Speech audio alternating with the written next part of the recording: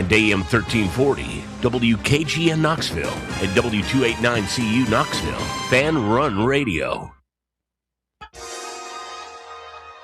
I am untethered and my rage knows no bounds! Ladies and gentlemen. All I know is you never had the makings for varsity athlete. What is it with you and this obsession with this varsity crap? People come to us because we don't sell them and they can't refuse because of the implication. You wonder ever you're a bad man? World needs bad men. We keep the other bad men from the door. Some things are a matter of doing. The world's greatest radio show in Tennessee. That doesn't sound right, but I don't know enough to dispute it. I was about to take advice from a clown who dives headfirst into the shallow end of the pool. It's Talk Sports with John Reed and Cody McClurkin. If it is to be said, so it be. So it is. So it is. So it is. So it is. It's a Tennessee thing. Well, I'm holding on.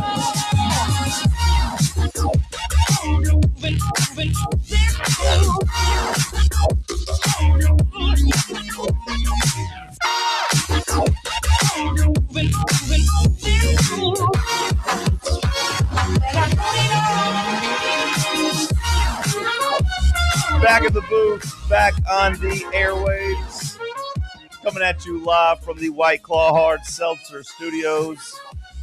John Reed, Sam Beard, Bad News Bubba, the man with the plan, my best buddy, my confidant, my road dog. What's up, Bubba? Top of the morning to you, my friend. Happy Thursday. Thank you, John. Top of the morning to you. How are you? I just kind of am. Just once, Bubba. Just once in my life, I want to ask you how you are, and you just say, I'm great, man. I'm good. Life is good. I hit one of my lowest points here recently overnight, John. Oh, no. What happened? Well, I was thankful and fortunate enough to have one of my favorite takeout places yesterday. Okay. So far, so good. Yeah, but then I immediately fell asleep afterwards. So like 6:30, I'm already in bed. Okay. And then I wake up and it's about like 2:30 in the morning. And then the way I sleep is, butterball, turkey style. And then I decided, hey, those leftovers, they're speaking to me a little bit. Hold on. What does butterball turkey style mean? Just like face down? No, like, without clothes on. Oh, okay. Like an exhibitionist. Well, yeah, we've established over the last couple of days you are now sleeping naked. I just didn't know what butterball turkey meant, because when I think of that, I think of like the turkey either face down or like with his big belly up. Like I didn't know if it was a specific laying style. Yeah, so at about like 2 whatever, I ate the left of my cold leftovers. You didn't bother heating them up too loud? Didn't want to wake anybody up? Couldn't do that. I had to tiptoe through the house, so I just ate leftovers cold alone and in my bed, butterball style. Just naked. And I felt so disgusted with myself afterwards. What kind of food was this? Like hibachi style. Okay. I mean, it sounds like a pretty good day, honestly. But yeah, I mean, maybe the 2:30 midnight snack. The mental aspect more naked. Instead of the physical. Did you go back to sleep? Yeah. And then I had a crazy dream. So you slept from 6:30 to 2:30, ate food, then went back to sleep? You should be rested at least. That's good. You caught up on sleep. I'm more tired than ever. Yeah.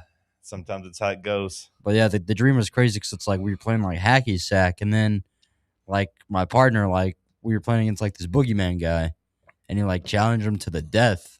It's kind of like so you had a dream basically. It's like the devil went down to Georgia, except playing a fiddle. You're challenging the boogeyman to hacky sack. Well, my partner did, and my partner made a deal where like if this gold and like hacky sack appeared, gold. See, there you go. Then he would like die, and it appeared, and I was like shedding a tear, and I was like, wow, what a dream. Did he die? I mean, I woke up before anything tragic happened, but that was the premise of it. Okay. I bet a hacky sack of gold against your soul. Sam, top of the morning to you, my friend. Good morning. Hello. Hello. What's up? A whole lot. Yeah?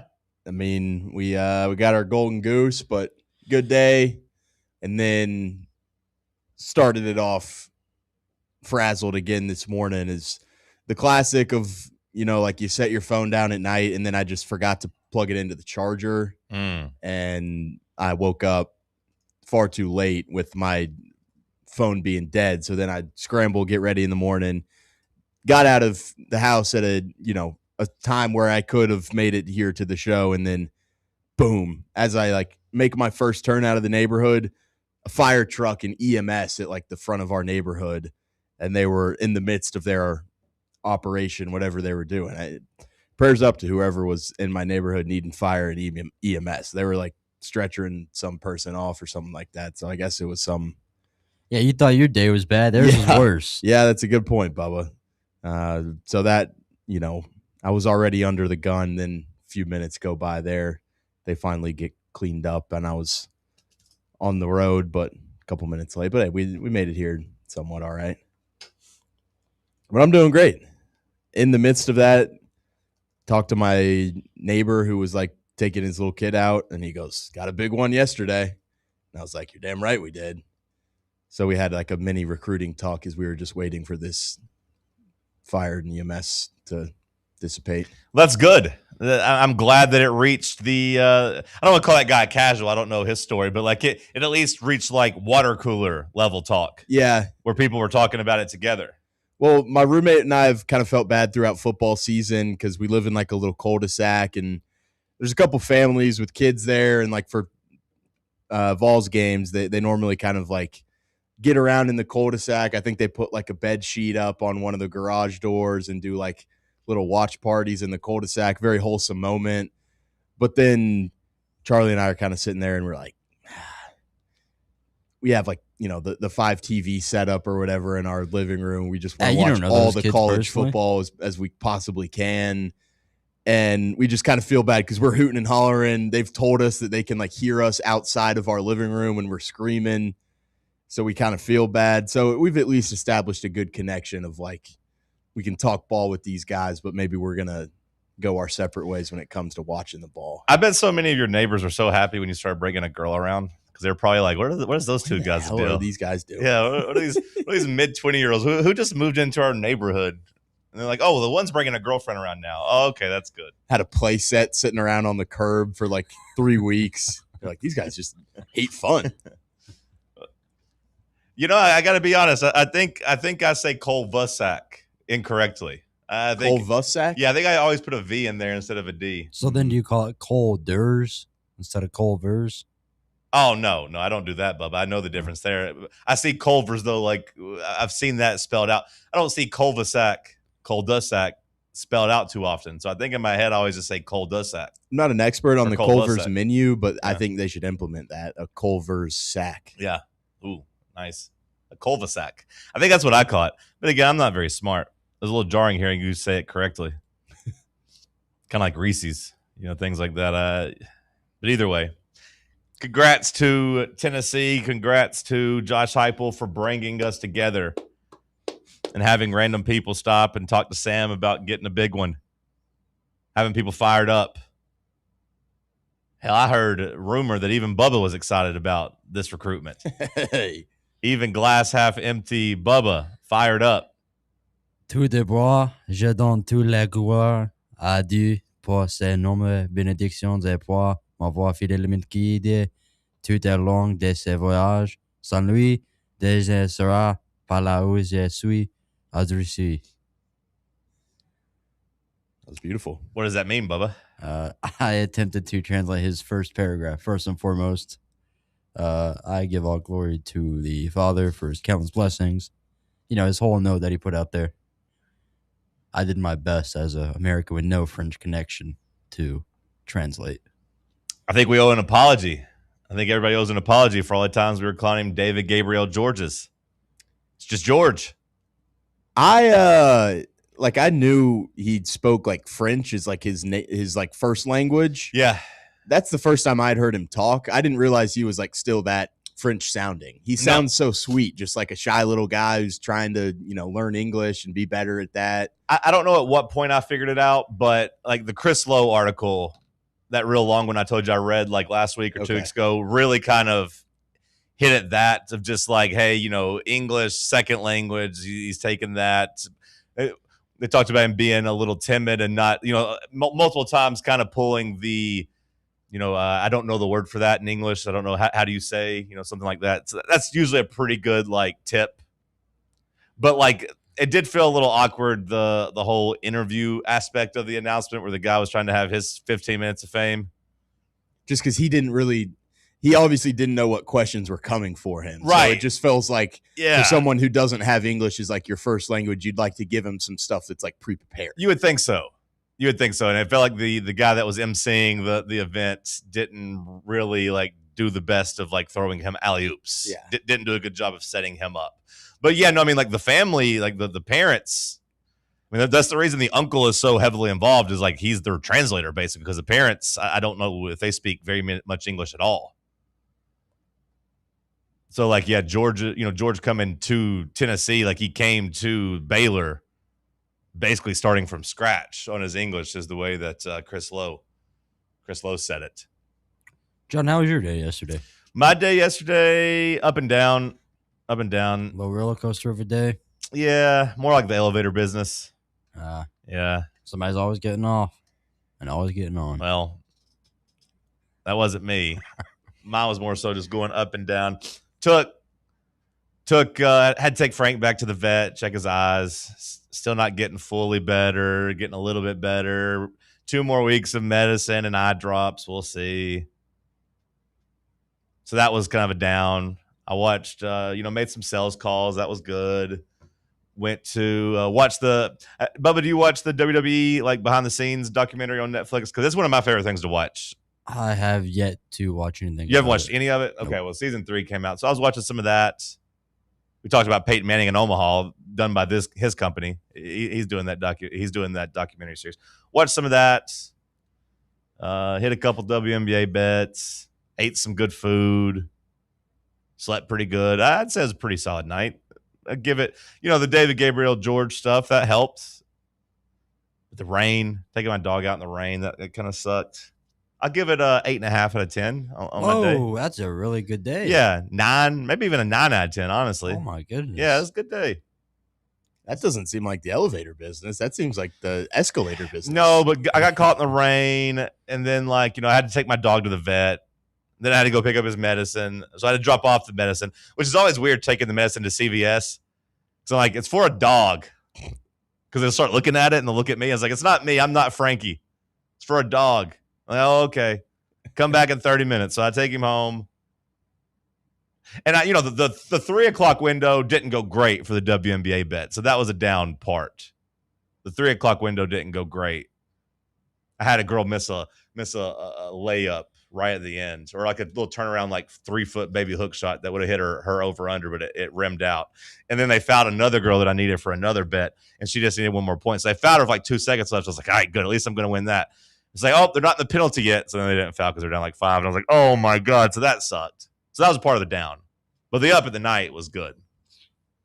So it was kind of an elevator a little bit, just ups and downs, ebbs and flows. I went up, grabbed something, come back down. Oh, had to take my dog outside. Then it started pouring rain. Then he's wet. Then I'm wet.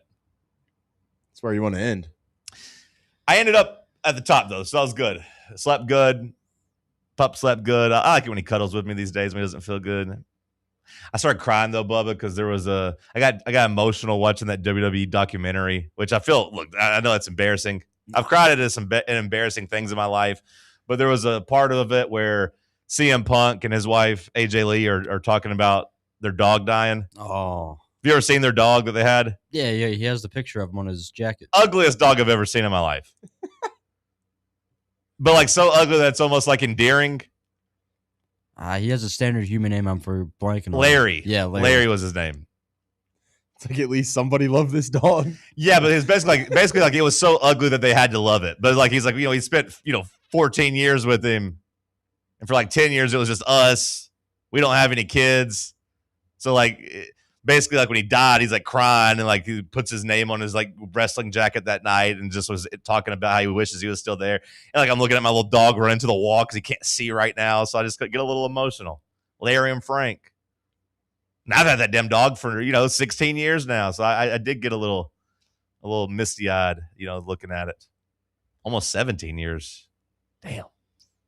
So yeah, that was one of the low points. Crying at a wrestling documentary, but what are you gonna do? We'll do some celebrating. Tennessee. Josh Heupel flopped it out on the table, got some national respect, made a national statement.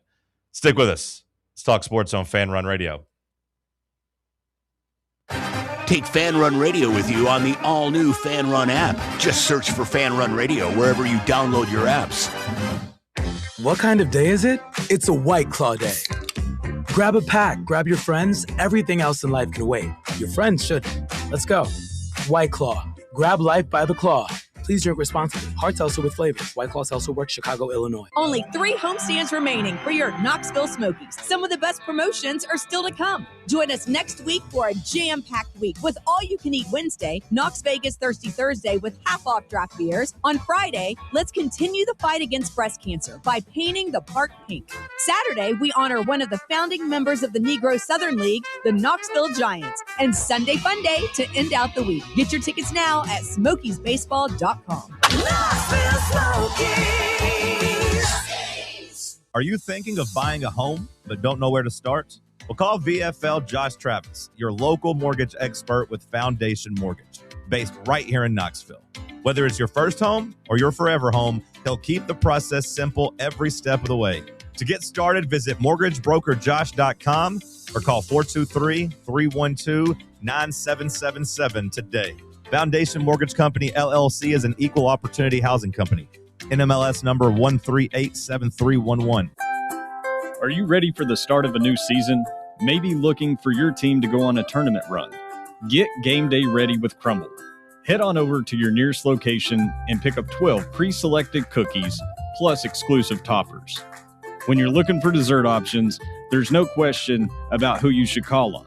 Our listeners already know. Last year, the Dubai chocolate was a home run, along with the brownie batter. Oreo crumb was another crowd favorite. What new flavor will set the standard this season?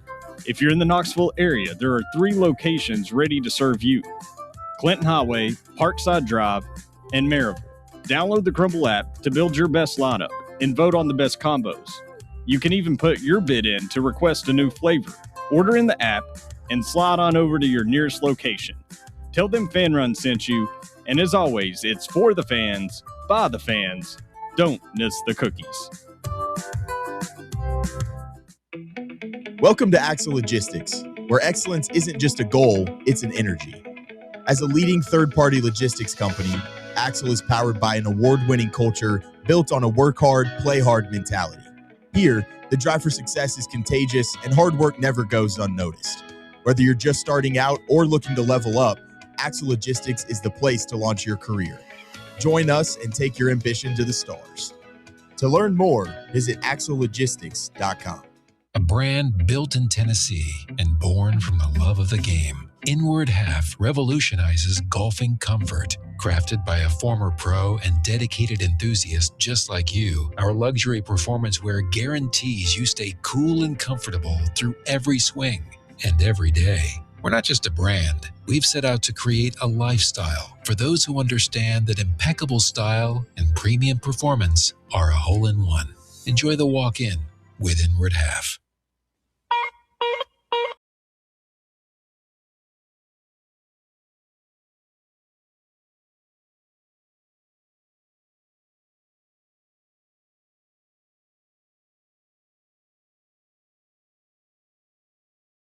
Did you go through yesterday afternoon into the evening into the announcement with ultimate confidence? Did you waver at all?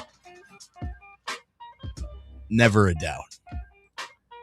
There was always a little bit of a part of me that was at least like in the back of my mind worried that like all the intel was wrong and then they'd pull an audible at the last minute. It's at least like, one of those things like, yeah, I was 95% sure going into it, but I was still like looking at the hats to look and decide which one I thought he was going to put on. See, that's when I actually got more confidence. Okay. Because I feel like the pictures that I've seen of DGG, every hat that like he wears is that style of hat that he picked for the Tennessee hat. And that Ohio State hat looked like it had been crumpled up in the back seat of mom's car, just like, oh, yeah, bring the Ohio State hat to the table. Make sure you don't forget that. Just didn't look serious. It looked like it was, it was right in the middle there. It wasn't in the direct reach of old DGG. Yeah, doesn't seem like a guy that would reach across the table for anything. He's direct. He wasn't going to do the old fake out and then take Tennessee. He just wanted to go straight to the point. I liked it. Letting his family member reach down and get it for him. Nice touch. Solid. Pretty quick to the point, too. I pulled up the video to watch it, bracing for 20 minutes of chicanery. And that wasn't really the case. He, got it done fairly short and sweet. I did groan a little bit when the MC was like, for a second, let's thank everybody that's here. Tell everybody, I was like, come on. But that didn't take very long. And then he announced. And I got to say, it was a pretty big boom. Do you know where this ranks? Woo! Do you know where this ranks in terms of the most excited you've been for a commitment? Up there. Number 1. It's hard for me to think back and be like, yeah, man, that one fired me up even more. I mean, I feel like he's on par with going and getting David Sanders. And I mean, getting David Sanders was a big deal. 1,000%. But at the same time, it was an offensive lineman, which, you need to win. I know that. But there's something about the highlights not being in the trenches, just pancakes, stuff that, you are confident is going to translate, but you got to still see it. And even then, an offensive lineman highlight is not nearly as exciting as a running back highlight.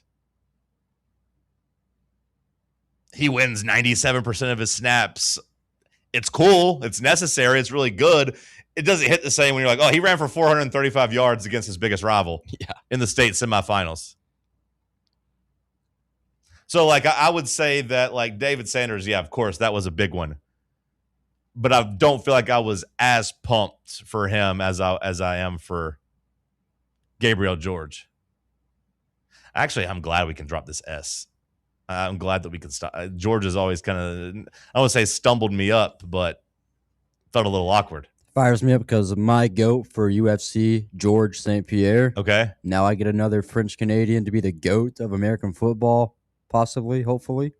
The French athlete having a moment. I'm glad we're a part of it. Between Wemby and Mbappe, yeah, it's kind of nice to throw David Gabriel George out there as well. Speaking of UFC, I saw that Jabari Davis tweeted last night that apparently local Knoxville UFC guy Oven St. Preux had a part in this recruitment because he's also Haitian. I saw him say that, but I didn't. Did he go into detail at all about that? No, I just saw that tweet from someone asked Jabari, I think, hey, did you have any pull in this recruitment?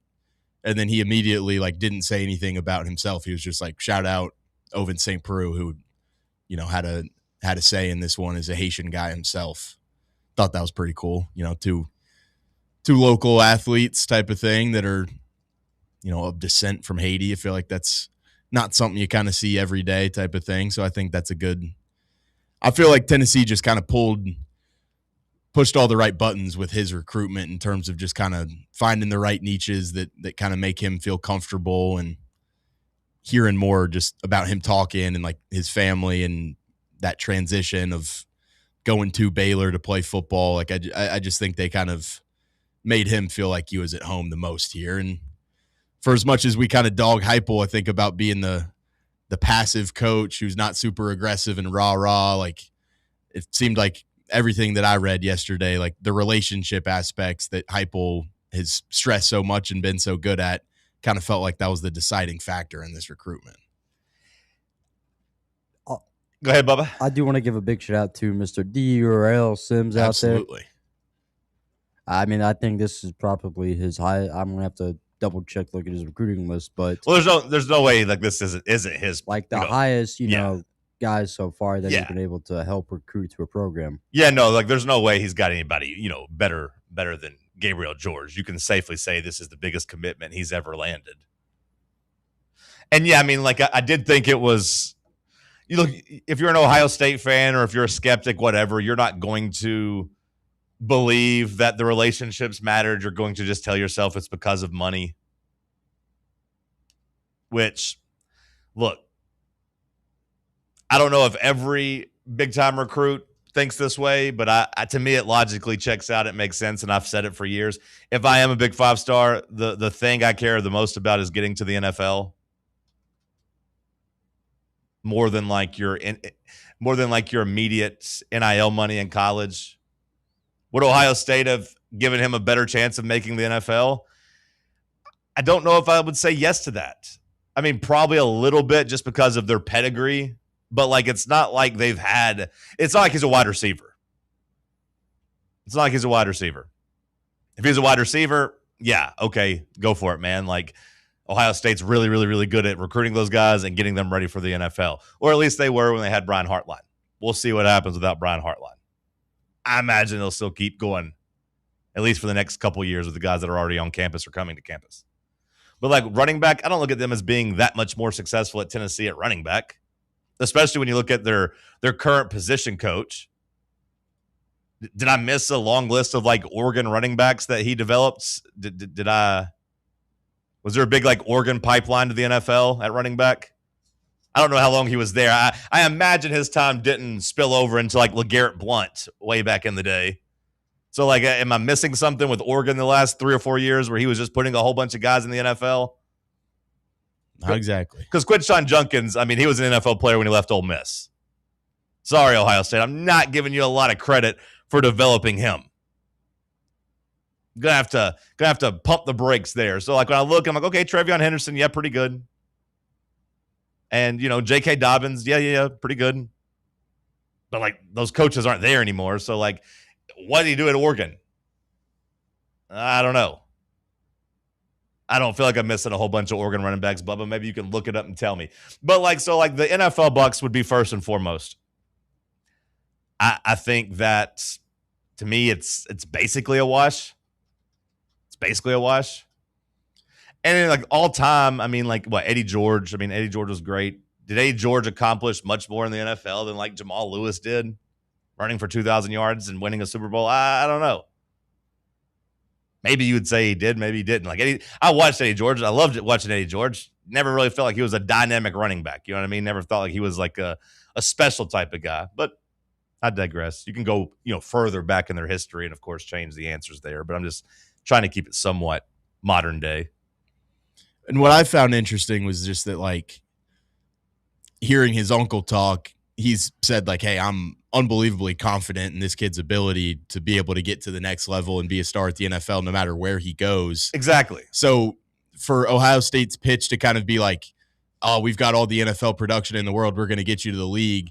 To me, like, that wouldn't be as effective, I feel like, if I was his uncle, where it's like, I know he's going to get to the NFL no matter where he goes and plays at college. Exactly. It's about, the relationships that he's got on the staff, who he's interacting with day to day. He's got former teammates at Tennessee. Like, he knows he's making it to the NFL. He wants to be somewhere where he's happy for the next couple of years. Yeah, that's a part of where I was headed, was like, you feel like Ohio State and Tennessee is a wash to get to the NFL just when you look at production. But then also when you look at the special 5-star players, if you're a special 5-star player, you're almost assuredly going to be a 5-star special player anywhere. When you're a running back that doesn't have to, like I said, have quarterback coaching to the same level, or, some guys might fall through the cracks at other positions. I feel like running backs, not really. If you don't believe me, just go look at Bryce Brown, because like Bryce Brown was the type of prospect that David Gabriel George was. I don't think you could have a more unstable path than he had, bouncing around to different schools. He wasn't even very good in college. Guess what? Still ended up in the NFL. So like, yeah, like if I'm in David Gabriel George's camp, I am feeling like, you know what? The NFL is going to be there because my guy is really fast, really strong, and really shifty.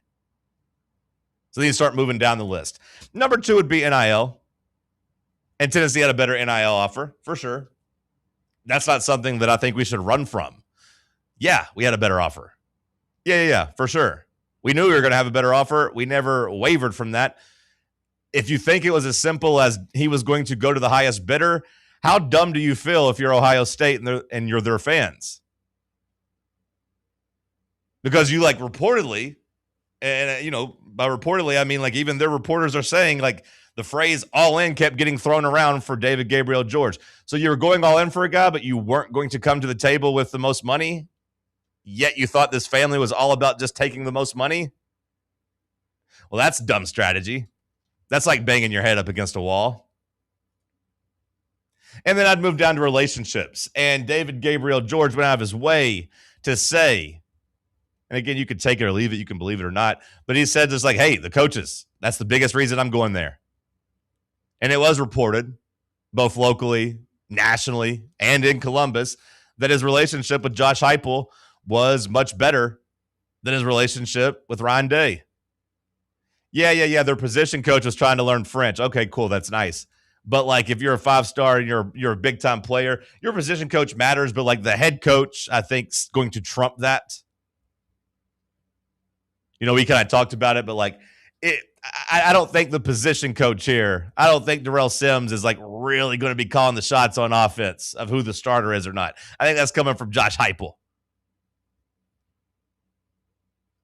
But the relationship there is going to matter. Position coaches come and go. Now I think Darrell Sims, after this win, he should get a raise and he should kind of get some job security here. But it also might come with a promotion somewhere else where maybe somebody gives him a chance to be a coordinator if that's his path he wants to do. I don't know how long Ohio State's running back coach will be there. We don't know. But I got a pretty good idea Ryan Day is going to be there for a while. We don't know how long Josh Heupel is going to be here, but I feel confident in saying that the running backs coach most likely ain't going to be here past Josh Heupel. Sometimes that happens, but usually not. So you go straight to the top. And DGG went out of his way to say, hey, the coaches, that relationship matters. And that's without even getting to the whole community aspect of it and being in the state of Tennessee, being around Tennessee people, being down in Chattanooga where there's Tennessee alum, having that sense of community, being an hour and a half, away from it. All the times he's been on Tennessee's campus as a visitor, and the relationships he's built there. And as Sam said, having actual teammates already on the team. I know Ohio State was desperate enough to try to give his roommate a pity offer, for lack of a better term. Hey, but they didn't change their culture. They didn't bend the knee to the Block O. They didn't bend the knee to the Block O. Offered his buddy that has 0 Power 4 offers. Which I don't know if you saw that, but I thought it was funny that he also came out and said, you know what, the number 0 is not that important to me. Yeah. Steven, I think it was Steven Hargis down at Chattanooga, who was said he talked to him as I've worn different numbers everywhere. Number 0 is cool. I'm happy to wear it, but I used to wear number 1. I used to wear this number, blah, blah, blah. It wasn't he grew up in 0 his entire life. So the cope that the number 0 was a deal breaker for where he was going to end up at school just kind of seems stupid to me, especially when you get the information that number 0 is not some important thing to him that he's wanted his whole life. It's just kind of where he ended up the last couple of years. So all of that to say, I thought Tennessee keeping up this recruitment for last year checked pretty much every box. Now look, every box except compete for national championships. Now that's not to say that Tennessee is not going to compete for national championships over the next couple of years, because once you get a talent like this guy and you pair him up with a 5-star quarterback and you'll have a 5-star left tackle. And I mean, even Osenda's was a 5-star. So you got another 5-star on that offensive line. You got TK Keys. You've been recruiting wide receiver really well. You've got a national championship winning defensive coordinator that you think is going to get things going here. Tennessee 100% can compete for a national championship. And quite frankly, next year, I would imagine you'll have a little bit of the Rick Barnes effect. And what I mean by that is you're going to see that there's something there and you're going to have extra money.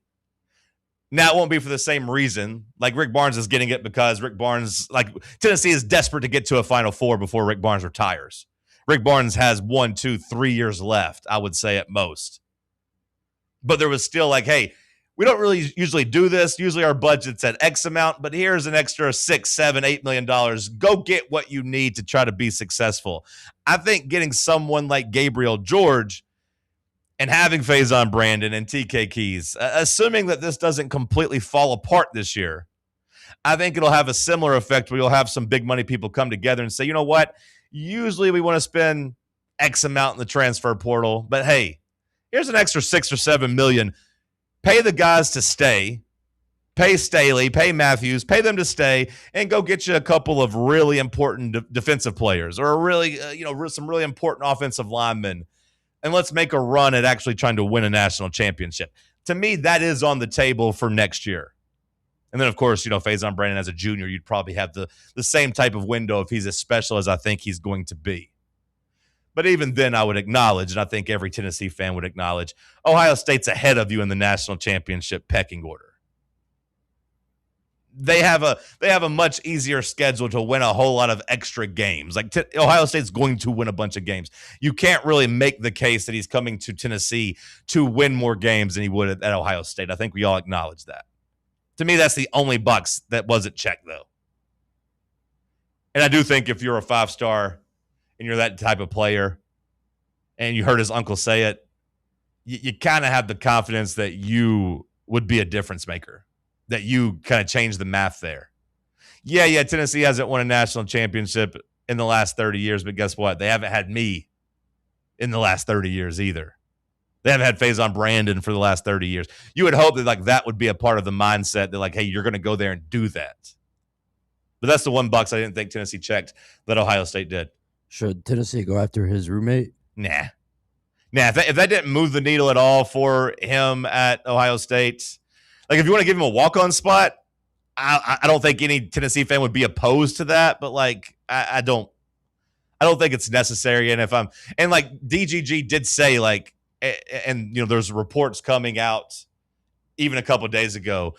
I think Austin Price said it, his camp, the other kids' camp, his family, they all kind of knew what it was, and it didn't really matter to them. It didn't move the needle. But if he wants to come to Tennessee and come be a student or come walk on, I think that's completely fine. I don't say give him a scholarship and give him a whole bunch of money or nothing. And if you're Gabriel George and you're his roommate and his best buddy, maybe you just want to play football, so you go to somewhere like Kennesaw State just so you could get on the field and actually play. Maybe that's more important to you. Be interesting to see, but no, I don't give him a scholarship, Bubba. Unless that was an agreed upon thing and it did actually move the needle and Ohio State was going to get him, but Tennessee promised they'd make it right. I don't think that happened. That's not been reported at all.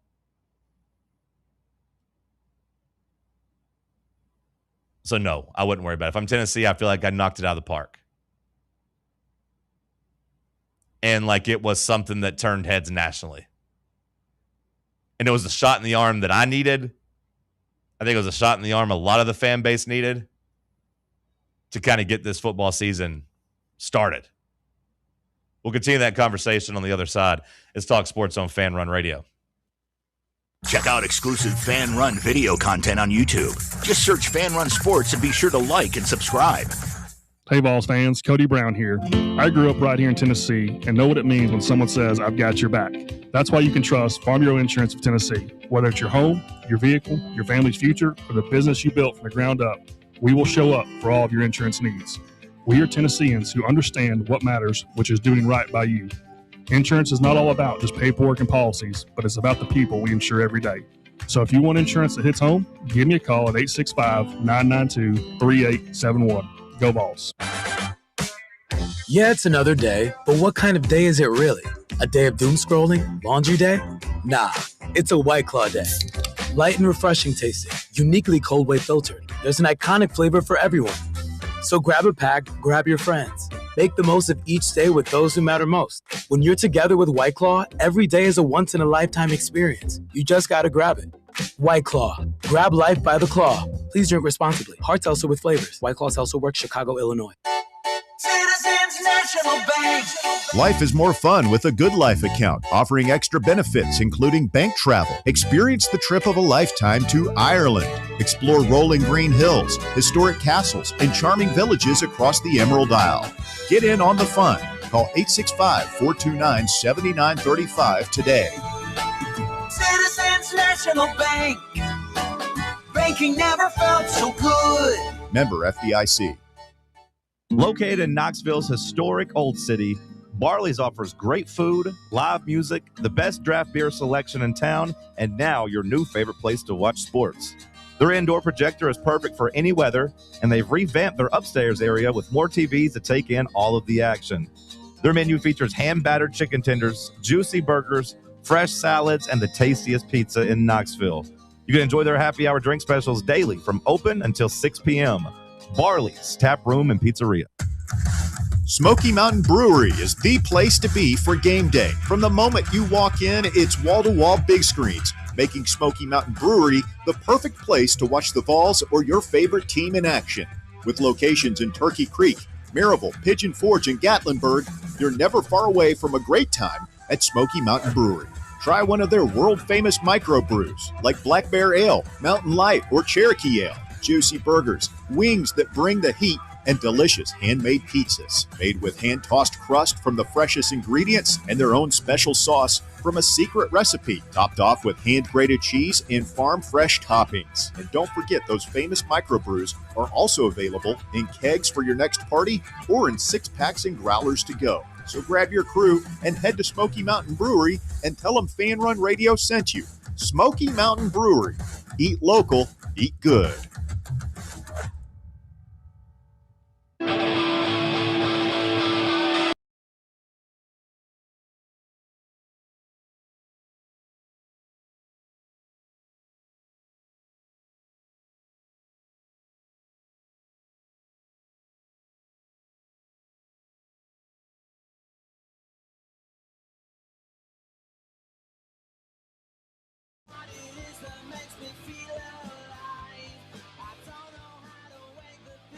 Beating Ohio State for somebody they were fully all in on is something worth celebrating. The same way that, going and beating LSU for a wide receiver with TK Keys was something worth celebrating. Now, a little bit of an asterisk there in terms of knowing that they were going through a terrible season, knowing that, Brian Kelly wasn't going to be long for that world. But even if Brian Kelly had kept his job, that was going to change. He was still going to, I think Tennessee was still going to flip him back. What about their the Ohio State stance where it's hey, we could still flip them, Sure. Legend Bay.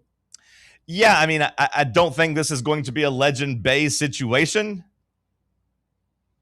But if you said hey, he'll be in the portal, or hey, we'll flip him in football season, sure. If you want to keep that mentality, I just choose to believe that, these days there's a little bit less flipping because everybody's gotten their decision by July. And someone like George is going to be here in January, and all the money that's already going to be paid out and everything that's going to be set up feels a little bit tougher to be hey, it'd be an in-season flip. But sure, if I'm Ohio State, maybe I'd cling on to that a little bit.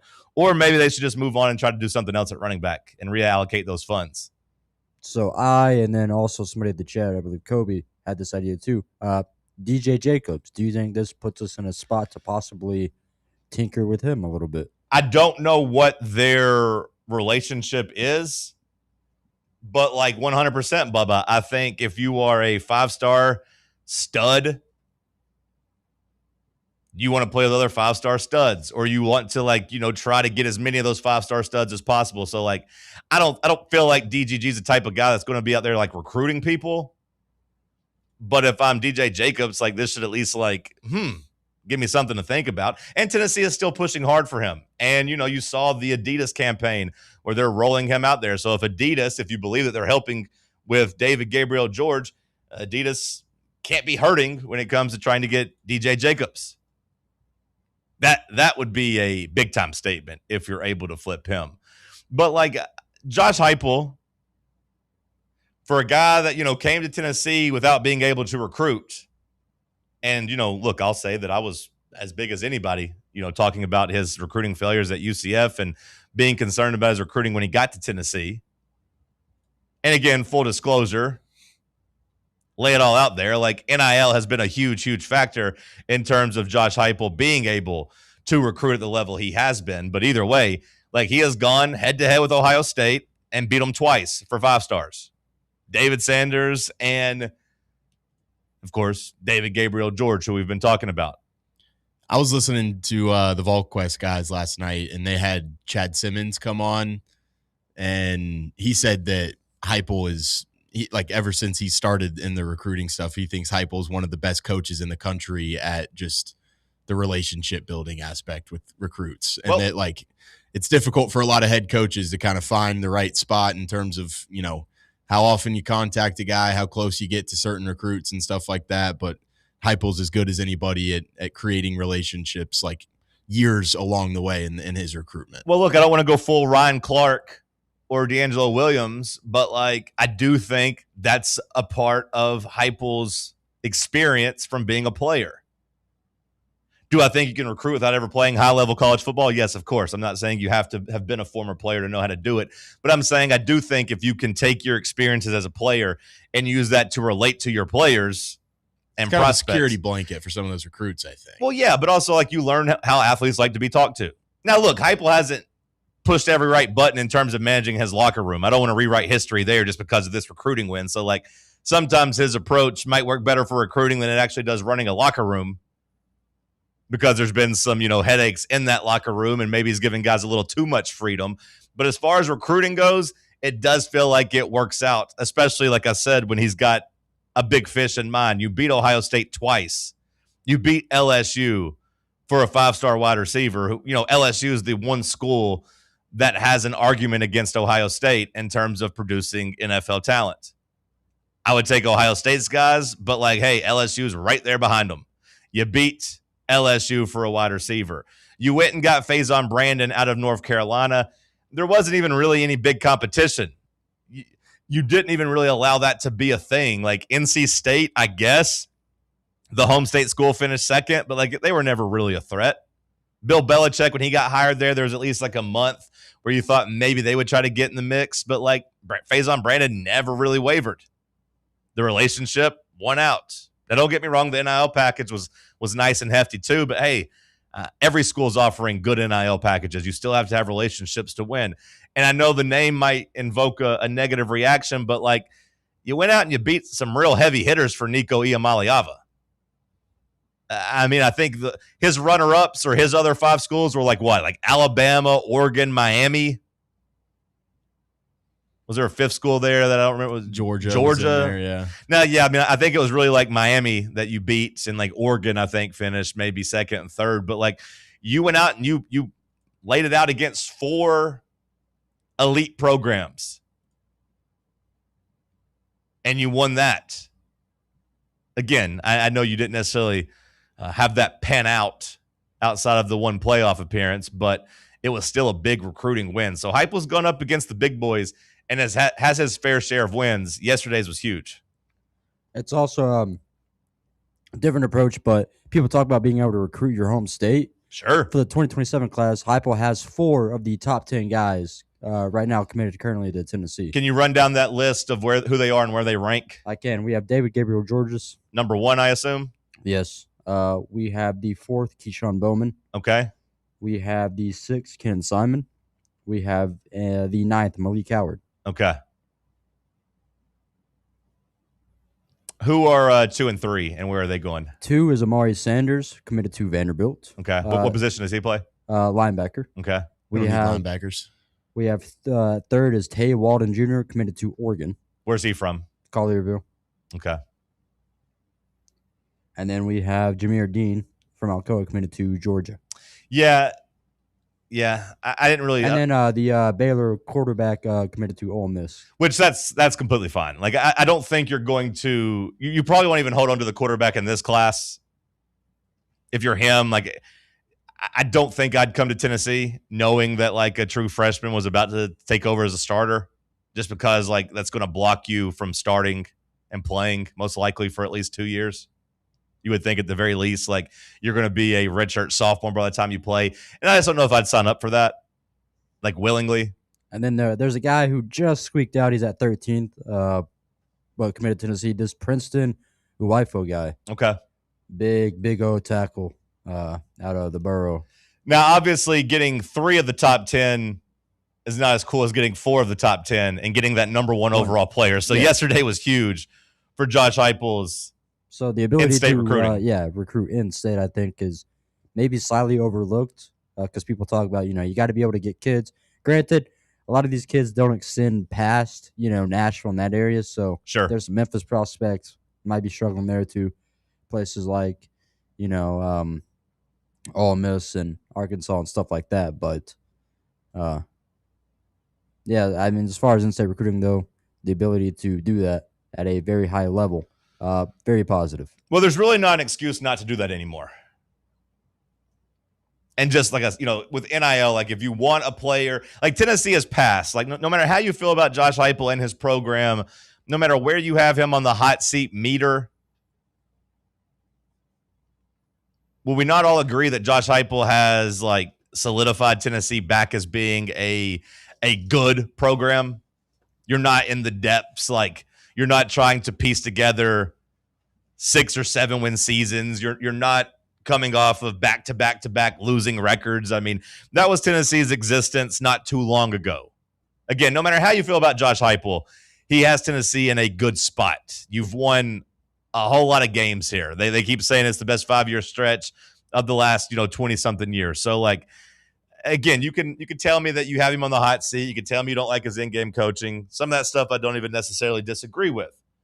But, like, Tennessee is in a good, healthy position. There's a good foundation of players over there. There's a good foundation of fan support. You're still selling out tickets. You're still having 100,000 people in Neyland Stadium. People are still excited. And you still have NIL backing. So, like, if there are some in-state guys, you should be able to make it really tough on them to leave if you really, really want them. Kind of a down year, though, because last year he got 6 of the top 10 guys.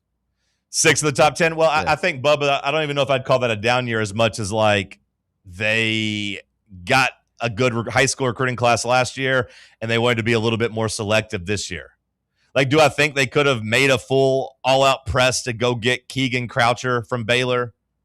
Do I think they could have done that over the last couple of years and maybe gotten him from Ole Miss? Sure. Do I think they really cared about that? No.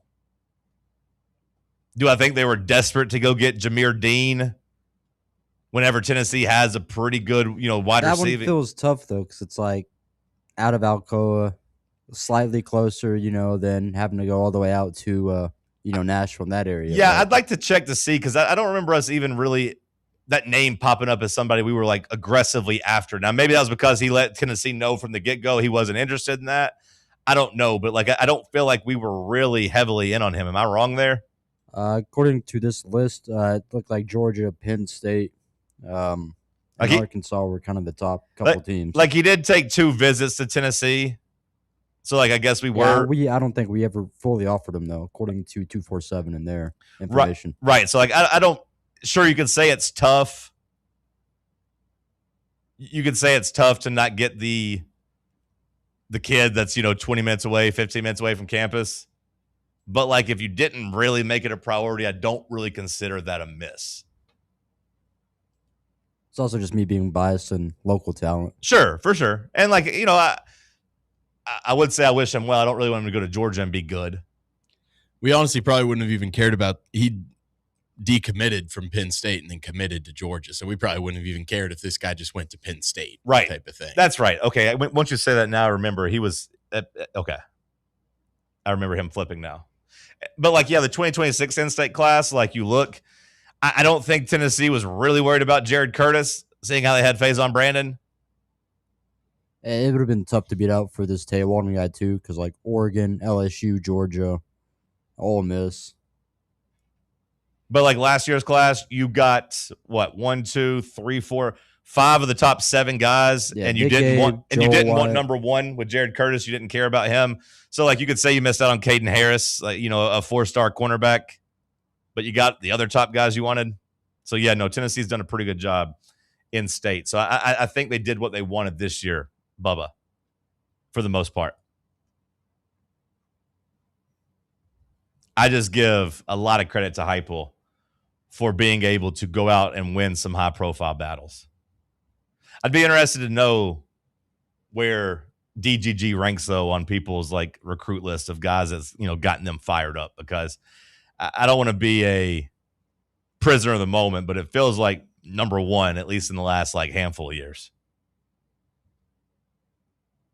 Because even like Faison Brandon, knowing he was going to be a big difference maker, knowing the history of quarterbacks, but also like that you already kind of you thought you had the quarterback position like handled at the time you got him. You had Nico, you had George already in the boat. So you kind of wondered if like those guys would even play. Like, would there be playing time for any of these recruits at any time? Now, granted, of course, he's now being forced into being a day one starter pretty much. It's not the same sport, but did you get just as fired up for like Nate Ament? Yeah. If you're looking at other sports, I would say Nate had me really fired up. I would say equally, if not more, for Nate, just because like that he had a chance of being like the number one overall pick and kind of being that 5-star superstar you hope that you would get. Now of course he didn't quite live up to that, despite being really good. He was never quite number one overall talent good, and you didn't go out and. Turns out the team around him wasn't quite as good as I thought it was going to be in terms of putting you a chance to win a national championship. But yeah, no, Nate had me fired up for sure. And I feel those like Palo twins Juke Harris kind of had like similar buzz, I would say, to DGG, but it kind of tapered off because like we felt good about him, but then he didn't commit for like another month. Yeah. I will say that Juke Harris and like Chaz Lanier moved the needle for sure, but I would put Gabriel George over them for sure. But I mean, like, point being, like, and that's also something like with, Ohio State fans, like, they only have to worry about football. They suck at everything else. I know they made the tournament this year, but they've got like one tournament win the last like 5 years, like 6 years. They're not relevant there. We've got recruiting wins in a bunch of sports. We do a pretty good job across the board. Nick writes in saying this reminds him of the Jalen Hurd excitement, which Jalen Hurd was a big one at the time. Yeah, it was. For sure. For sure. That one, I would say, was a different type of excitement because it goes back to what I was just talking about. You were hoping you were going to come out of the wilderness. You were just happy to know that you still had the ability to go out and like land some of those blue chippers. This one, I think, is giving you hope that maybe you can compete for a national championship at some point over the next couple years. Hour one of the books. We'll kick off hour two with some headlines. Stick with us. It's Talk Sports on Fan Run Radio. The flagship station for Tennessee football. Fans. Fan Run Radio. A brand built in Tennessee and born from the love of the game. Inward Half revolutionizes golfing comfort. Crafted by a former pro and dedicated enthusiast just like you, our luxury performance wear guarantees you stay cool and comfortable through every swing and every day. We're not just a brand. We've set out to create a lifestyle for those who understand that impeccable style and premium performance are a hole-in-one. Enjoy the walk-in with Inward Half. Hi, I'm Dr. Jacob Wilco at Knoxville Smiles. Have you ever wanted to improve the look of your smile? We know firsthand what the power of a great smile means to a person's confidence and health. Our team of doctors can provide you with an array of options for helping you achieve your cosmetic goals. From simply moving teeth into a better position, to reversible cosmetic bonding, to full mouth implant-supported dentures. It is our goal to help patients feel good about their appearance while achieving optimal health. Want to learn more? Call us at 865-539-1776 to schedule an evaluation or visit us online at knoxvillesmiles.com. You're listening to FM 105.7 and AM 1340, WKGN Knoxville and W289CU Knoxville, Fan Run Radio. Are you thinking of buying a home but don't know where to start? Well, call VFL Josh Travis, your local mortgage expert with Foundation Mortgage, based right here in Knoxville. Whether it's your first home or your forever home, he'll keep the process simple every step of the way. To get started, visit mortgagebrokerjosh.com or call 423-312-9777 today. Foundation Mortgage Company, LLC is an equal opportunity housing company. NMLS number 1387311. eBay Motors is here for the ride. Go ahead, feel your engine. Admire that perfectly installed exhaust. Your vehicle's moving along this freeway like it was made from fresh installs and a whole lot of love. With eBay Motors, you get over 122 million parts to keep it running. And with eBay Guaranteed Fit, they'll be the perfect fit every time. Plus, at these prices, well, we're burning rubber, not cash. Keep your ride or die alive at ebaymotors.com. Eligible items only. Exclusions apply.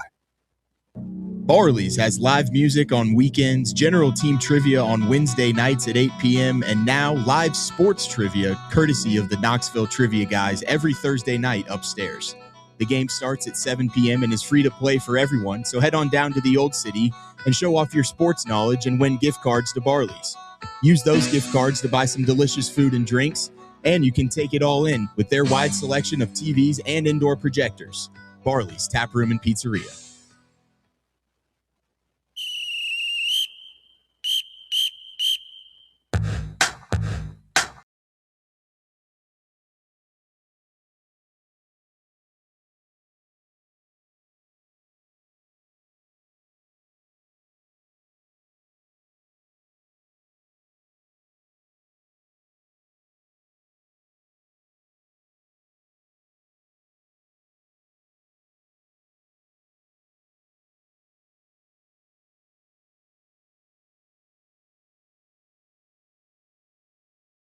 White Claw hard seltzer. Still got some pool days. Still got some lake days. Get you some White Claw. Enjoy it poolside. Enjoy it out on a boat. Drink responsibly. Must be 21 or older, of course. Shout out to our friends over at Cherokee Distributing for helping support us. Texter writes in saying, pre-social media is hard to say, but for him personally, Bryce Brown was that guy for him in terms of being excited for recruitment. I remember being fired up for that. I mean, that was kind of right there. A completely different vibe when you look at you were trying to get the Kiffin era started and you're like, oh, wow, this is the level we're going to recruit at. This is how it's going to go. You're going to land this big monster. Let's go. Yeah, Bryce Brown might be the right answer. All right, let's kick off hour 2 with some headlines. What you got, Bubba? Well, we have Ole Miss's Pete Golding. He's been taking some shots at Lane Kiffin throughout media days, but he kind of came a little bit under flag, so he kind of had to backtrack and say him and Lane Kiffin are still on great terms. His media days stuff yesterday was awesome. Yeah, no, like in terms of, we talked about the fake Spurrier impressions. I do feel like Golding has a chance of kind of being like the closest thing we have there, where he, as long as they don't like neuter him and they let him. Yeah, I think it's possible he gets neutered. I think he's still so young into being a head coach that he's just like all right, I can be the rah-rah D coordinator that's just cussing in the team meetings and like being relatable to the kids. And it seems like he's bringing that to the media, which I really appreciate. It's refreshing, I think, not just getting these cookie cutter BS coach speak answers, just a guy that's calling out athletic directors about this tampering stuff and saying, oh, the whole system's broken. Like it's not. I don't know if I agreed with his effort to deflect by saying like, you're a journalist, right? Like, would you quit your job without interviewing for another one? That's what he tried to ask Dan Walken. Like, would you, who cares about, would you not like talk to somebody before you left your school? Like, would you not try to kick the tires there and do all that? Like, I thought that was a little weird while he's facing all those allegations from Clemson. But I do think with Golding, Sam, it'll come down to something simple. And it's just whether or not he wins games this year. Because he can be that redneck, I'll say anything, as long as like he's coming off of a couple playoff wins and like, getting Ole Miss in a good spot.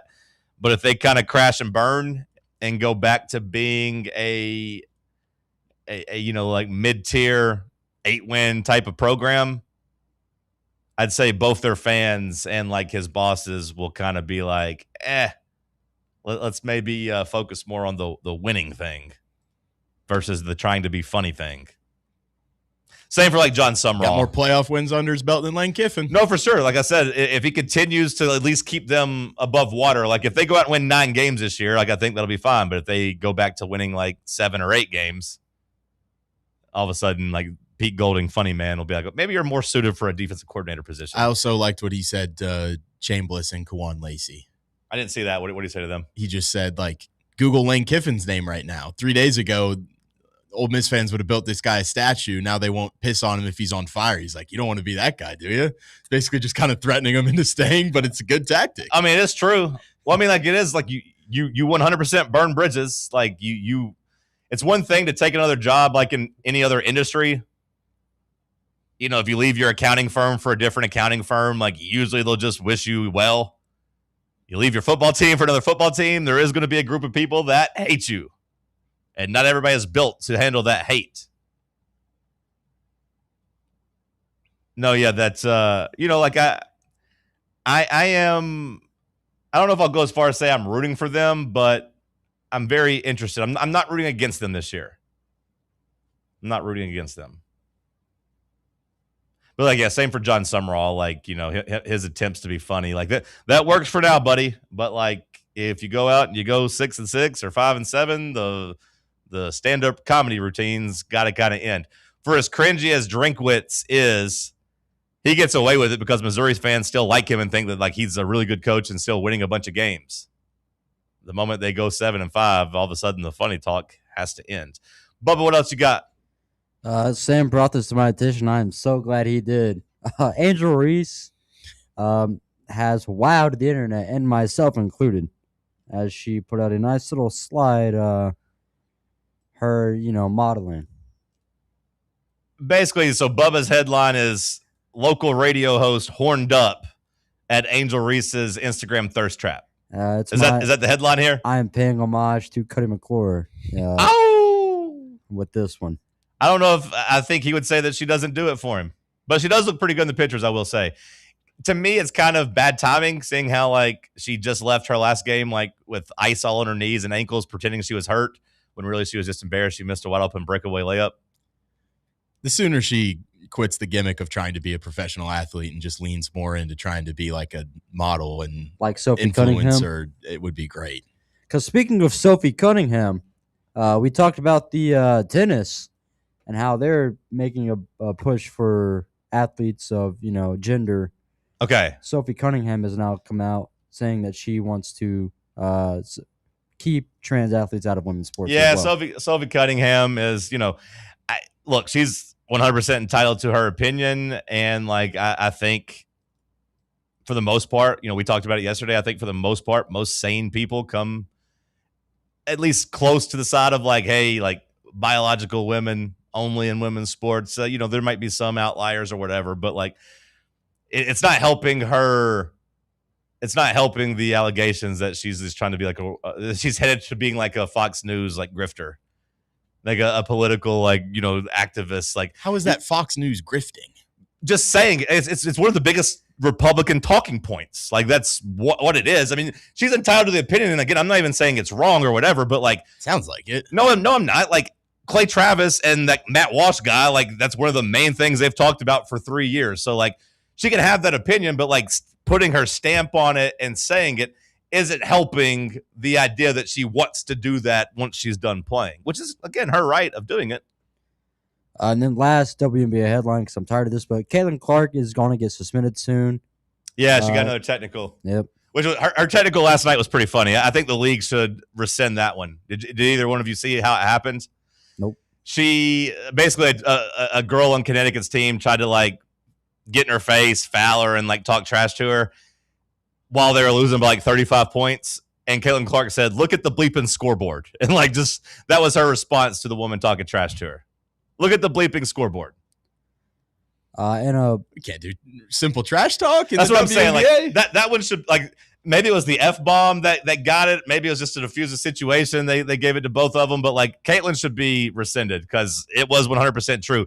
They busted their ass last night. The Fever offensively are a juggernaut whenever she plays well. And she came out and hit a couple of early threes and she shot the ball well. And You know, I got to say, the most improved player this year, she's not going to win the award, but I don't think any player's gotten better from one year to the next than Aaliyah Boston, you know, who was the number 1 overall pick. So she's not going to win most improved, but like Aaliyah Boston is awesome this year. And like, I do think the Fever actually have a chance of winning that championship if Caitlin Clark gets back to where she's like a 3-point threat, because their offense is really, really, really good and versatile. And they scored 123 points in 40 minutes on that Connecticut team last night. And that was with most of their starters like not playing at all in the fourth quarter. That's over 3 points a minute. Like that's elite efficiency. That's like, 8 minutes shorter than an NBA game. So like that's basically the equivalent of an NBA team coming out and score 150 points in regulation. Pretty damn stout. Yeah. All the time we talk about keeping politics out of sports or whatever happens afterwards, but this kind of is a fun little coinky-dink here, as a former NFL kicker Jay Feely from the New York Jets has won the Republican primary for Arizona's 1st congressional district and will advance to the general election in November, where he's going to face Democrat Amish Shah, who was the team doctor when Feely played for the Jets from 08 and 09. I don't really have any take on this. No, yeah, I just wanted to throw that. No, yeah, I mean, it's a worthy headline. It's kind of funny because it's like, I wonder what his thoughts on this team doctor are and what kind of dirt he's got on him, Yeah, no, it's going to be interesting. And like Jay Feely is somebody that's tried to, get in that political lane, and now he's going to, like, he's running for office for the first time, right? This is his first attempt at it. I believe so. Is that right? Yeah. At least the Jets get to win, finally. That's something. I like when athletes do try to get into other stuff after sports. So, like, I'm interested in his political run. We'll see if he wins. Doctor, Derek Dooley tried it, and Derek Dooley failed miserably down in Georgia. Like, he got blown out in their race. I think he should just say that, like, he got addicted to like pain pills by this team doctor or something like that. Yeah. I do wonder, like, if they're going to bring some skeletons out of the closet. The Exactly. doctor's like, I didn't get him addicted to pain pills. It was his addiction to cocaine that got him started down that path. I just want them pointing fingers back and forth at each other. Not to say anything, but we went on the road, and Jay Feely was with a lot of different women at hotels over the years. I want this doctor blaming Jay Feely for like a game-winning kick that he had maybe, and he was too high on pain pills to make the kick or something like that. This would be great. Yeah. John, No, wait, can you tell? Are they running in New York? I missed that first part. Arizona. Right. So, like, he was a Jets doctor, but like they're both, I guess, from Arizona or living in Arizona now, and you got to go to the States where you think you got a chance. Yeah. Okay. I mean, I know it's not like the president where you have to be born in the United States. You don't have to be born in a state to run in that, run there. I guess Feely's been in Arizona since playing for the Cardinals, I guess. Kind of strange that the Jets team doctor ends up there, too. John, you ridiculed and you jinxed, because I feel like you had something to do with this, but my Red Sox. No. They won the first game. They won the first game of the doubleheader. They lost the second game. I can't do nothing about that. That's in my cap, and they tie their franchise record with 15 straight wins. That ties the record? Yeah. It's always those tying. Yeah, it's like the never break them. It's like the 12 for 12 guy. No one can ever get to 13 for 13. So they won 15 games and said, all right, that's enough. Kind of sucks that it ends on the second game of a doubleheader, though. I feel like that should kind of have an asterisk. You go all in, you win that first game. The second game is always kind of a crapshoot. That doesn't feel fair. That's unlucky. Yeah. Hell of a run for the Red Sox. So I mean, like that. I assume that now Bubba changes the complete trajectory of the season, where now you are. I mean, I imagine like thinking playoffs. I mean, playoffs firmly on the table now. Like you're going to try. Well, for the AL East, we're still 7 games behind. Sure, but for a wild card spot.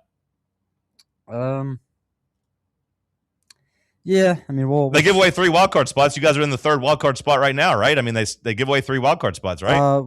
So for the AL, we have Rays at the top. We got the Yanks. I mean, yeah.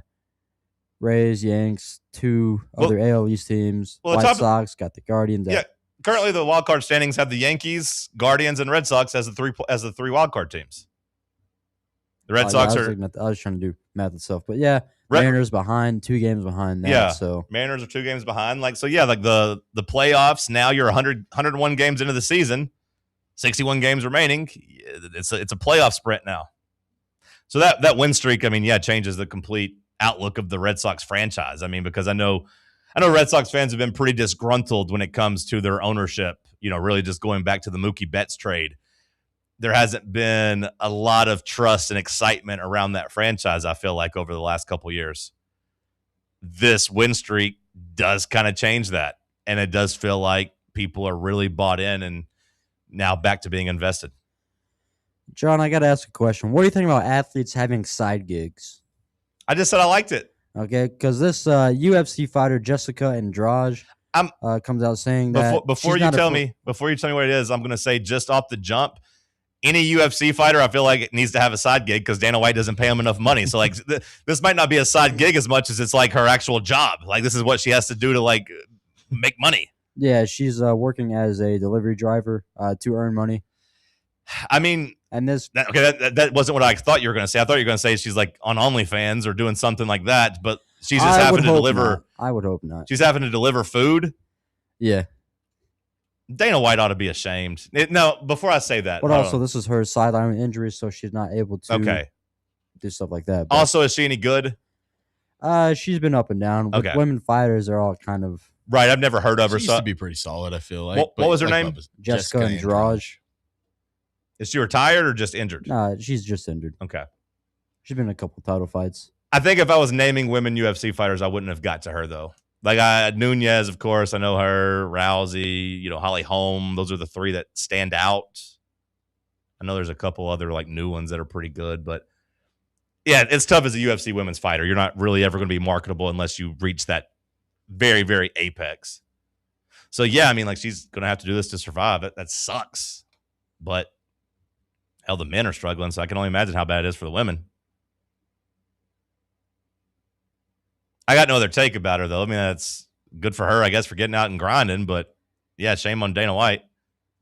Nah, it's just he's in this position where it's like, you get these big deals with Paramount and guys get paid, but then it's like it still reflects poorly on you whenever, even though, like, the amount of athletes, in quotes, for, like, the UFC, like, just keeps piling up because it's like, they got to sign people for almost weekly or, bi-week, or not bi-weekly, but, like, every 2 weeks. Events, like it's always somebody making their debut, so that's always a new person added to the roster. Sure. Yeah, and like I don't know. It's hard to pinpoint how many true fighters there are. Yeah, like I don't know how many fights she had, but I do feel like at a certain point, if you get like 5 fights on like a UFC pay-per-view, there needs to be some type of like pension or something. You would think where you're getting some type of like nicer check, or at least some type of guaranteed salary. But there's a lot of competition out there. It's not dissimilar from TKO's other business in the WWE, where I assume a lot of those guys are kind of living check to check too.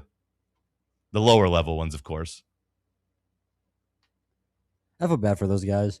I was listening to a podcast and it had Fandango on it because he's now back on like the indie circuit. Yeah. And he's just talking about how it's like, making money from the merchants. Like that's all he had to live up to. And that's why for a minute he was doing okay, but his like base salary wasn't the best. Yeah, on one hand, I get it that it sucks. On the other hand, like you do get a platform to talk to 2 million people every week. Like if you're Fandango and you're on WWE TV, so like you're getting 2 million, 2 million eyeballs on you. That now he's a valuable like indie wrestler. Where if you would imagine he could go to town and make decent money. Of them saying, hey, come see former WWE star Fandango. And then you buy some shirts, you sell some autographs, you do things like that. I understand getting the platform and trying to, capitalize on that. UFC, there's not really the indies, though. You know what I mean?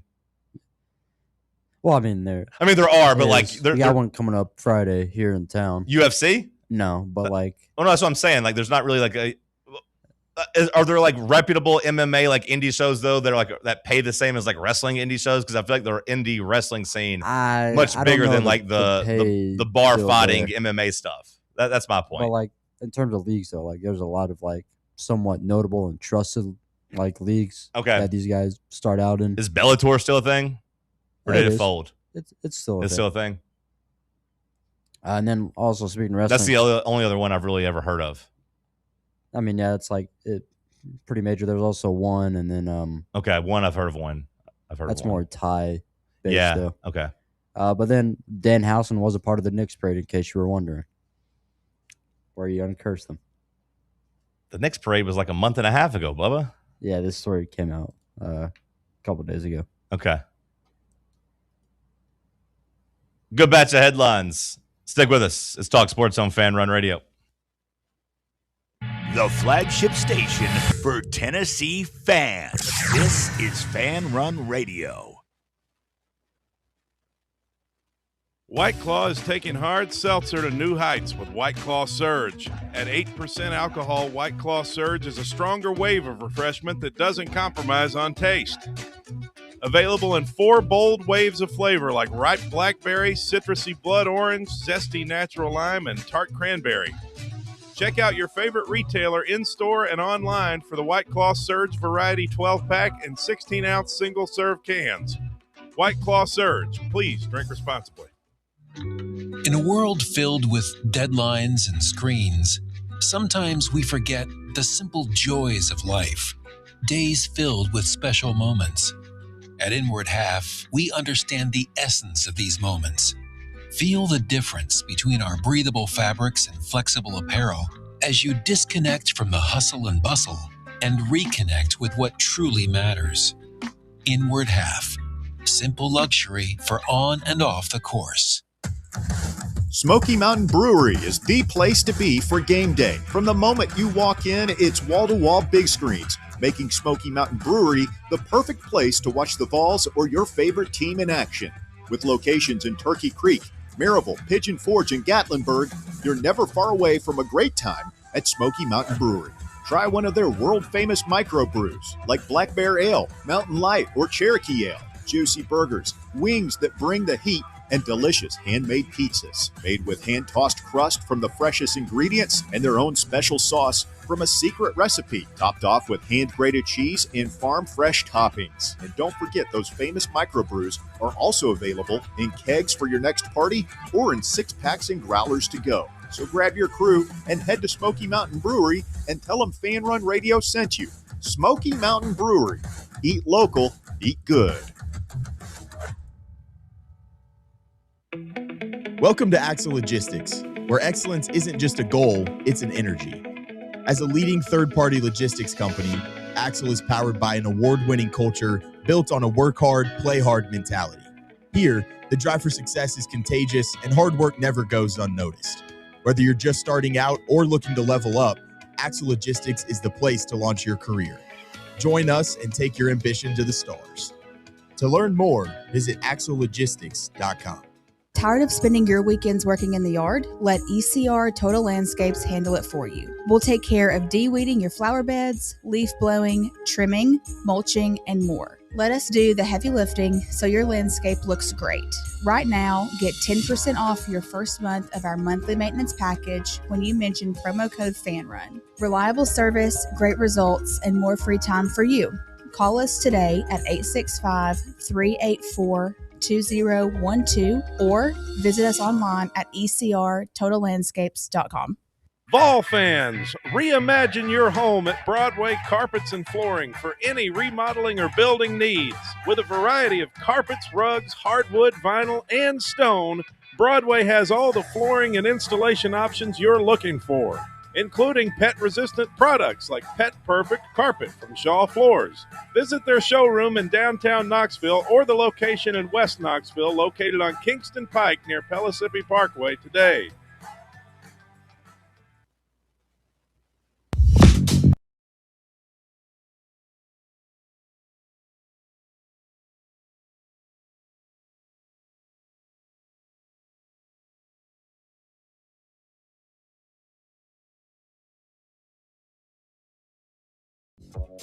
I know we've been talking a lot about DGG, who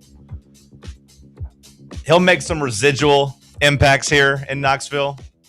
He already has with like my offseason and my level of excitement. He'll make an impact in fan excitement and some money that's going to get thrown around. But in terms of 2026, like on the field, not going to have an impact. Somebody that is going to have a big impact on the field in 2026, national champion strength coach Derek Owings, who posted a graphic yesterday on Instagram that I feel like should be a pretty big deal. Bad News Bubba, who is negative about everything. Does it get you excited to see a graphic that Derek Owings posted that showed 12 players on Tennessee's team running over 21 miles per hour before he got to Tennessee, and now seeing that 47 players, aka 35 more, aka almost a 400% increase, are now running over 21 miles per hour? Does that do anything for you? In a way, yes, but also no, because the names were blurred out.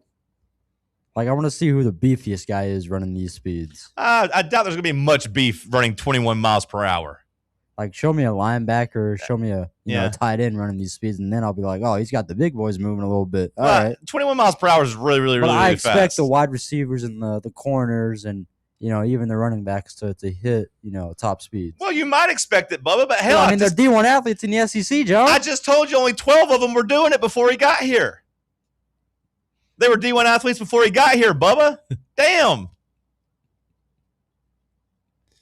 Now there's 47. The percentages look pretty cool, though. Well, I mean, that is something that, that is the main thing he sold, right, Sam? Am I wrong on that? Like, his whole thing is like, I make guys faster. Yeah. And also I make them faster through the season. Like, we don't slow down as the season starts. Like, he apparently, I feel like his claim to fame is like he makes athletes faster.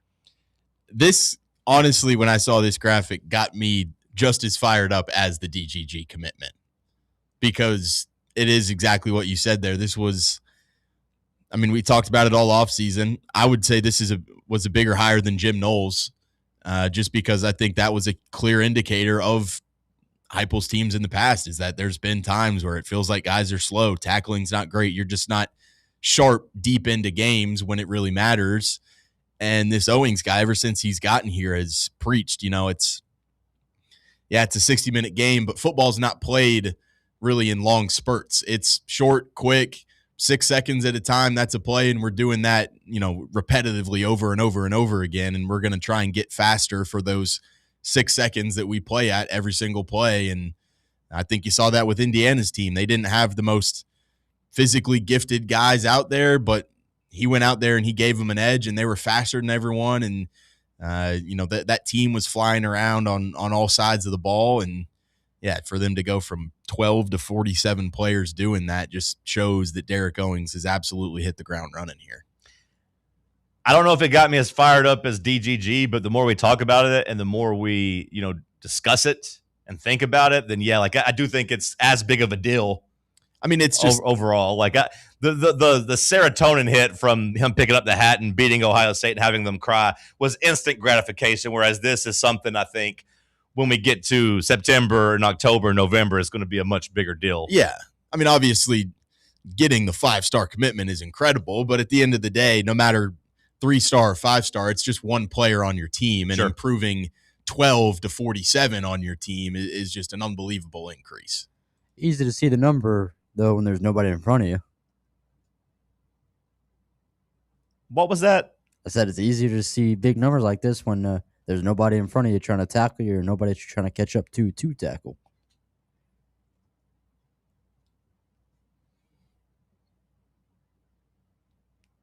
Okay. I don't know what to do with that. I'm trying to be negative about it. Yeah. I'm just not even going to my bit. I'm not going to feed the troll. I would just say that we have 30 more players that are running away from the people that are running towards you, Bubba. We're faster, so we have a better chance of running away from those guys, no? We just increased those odds.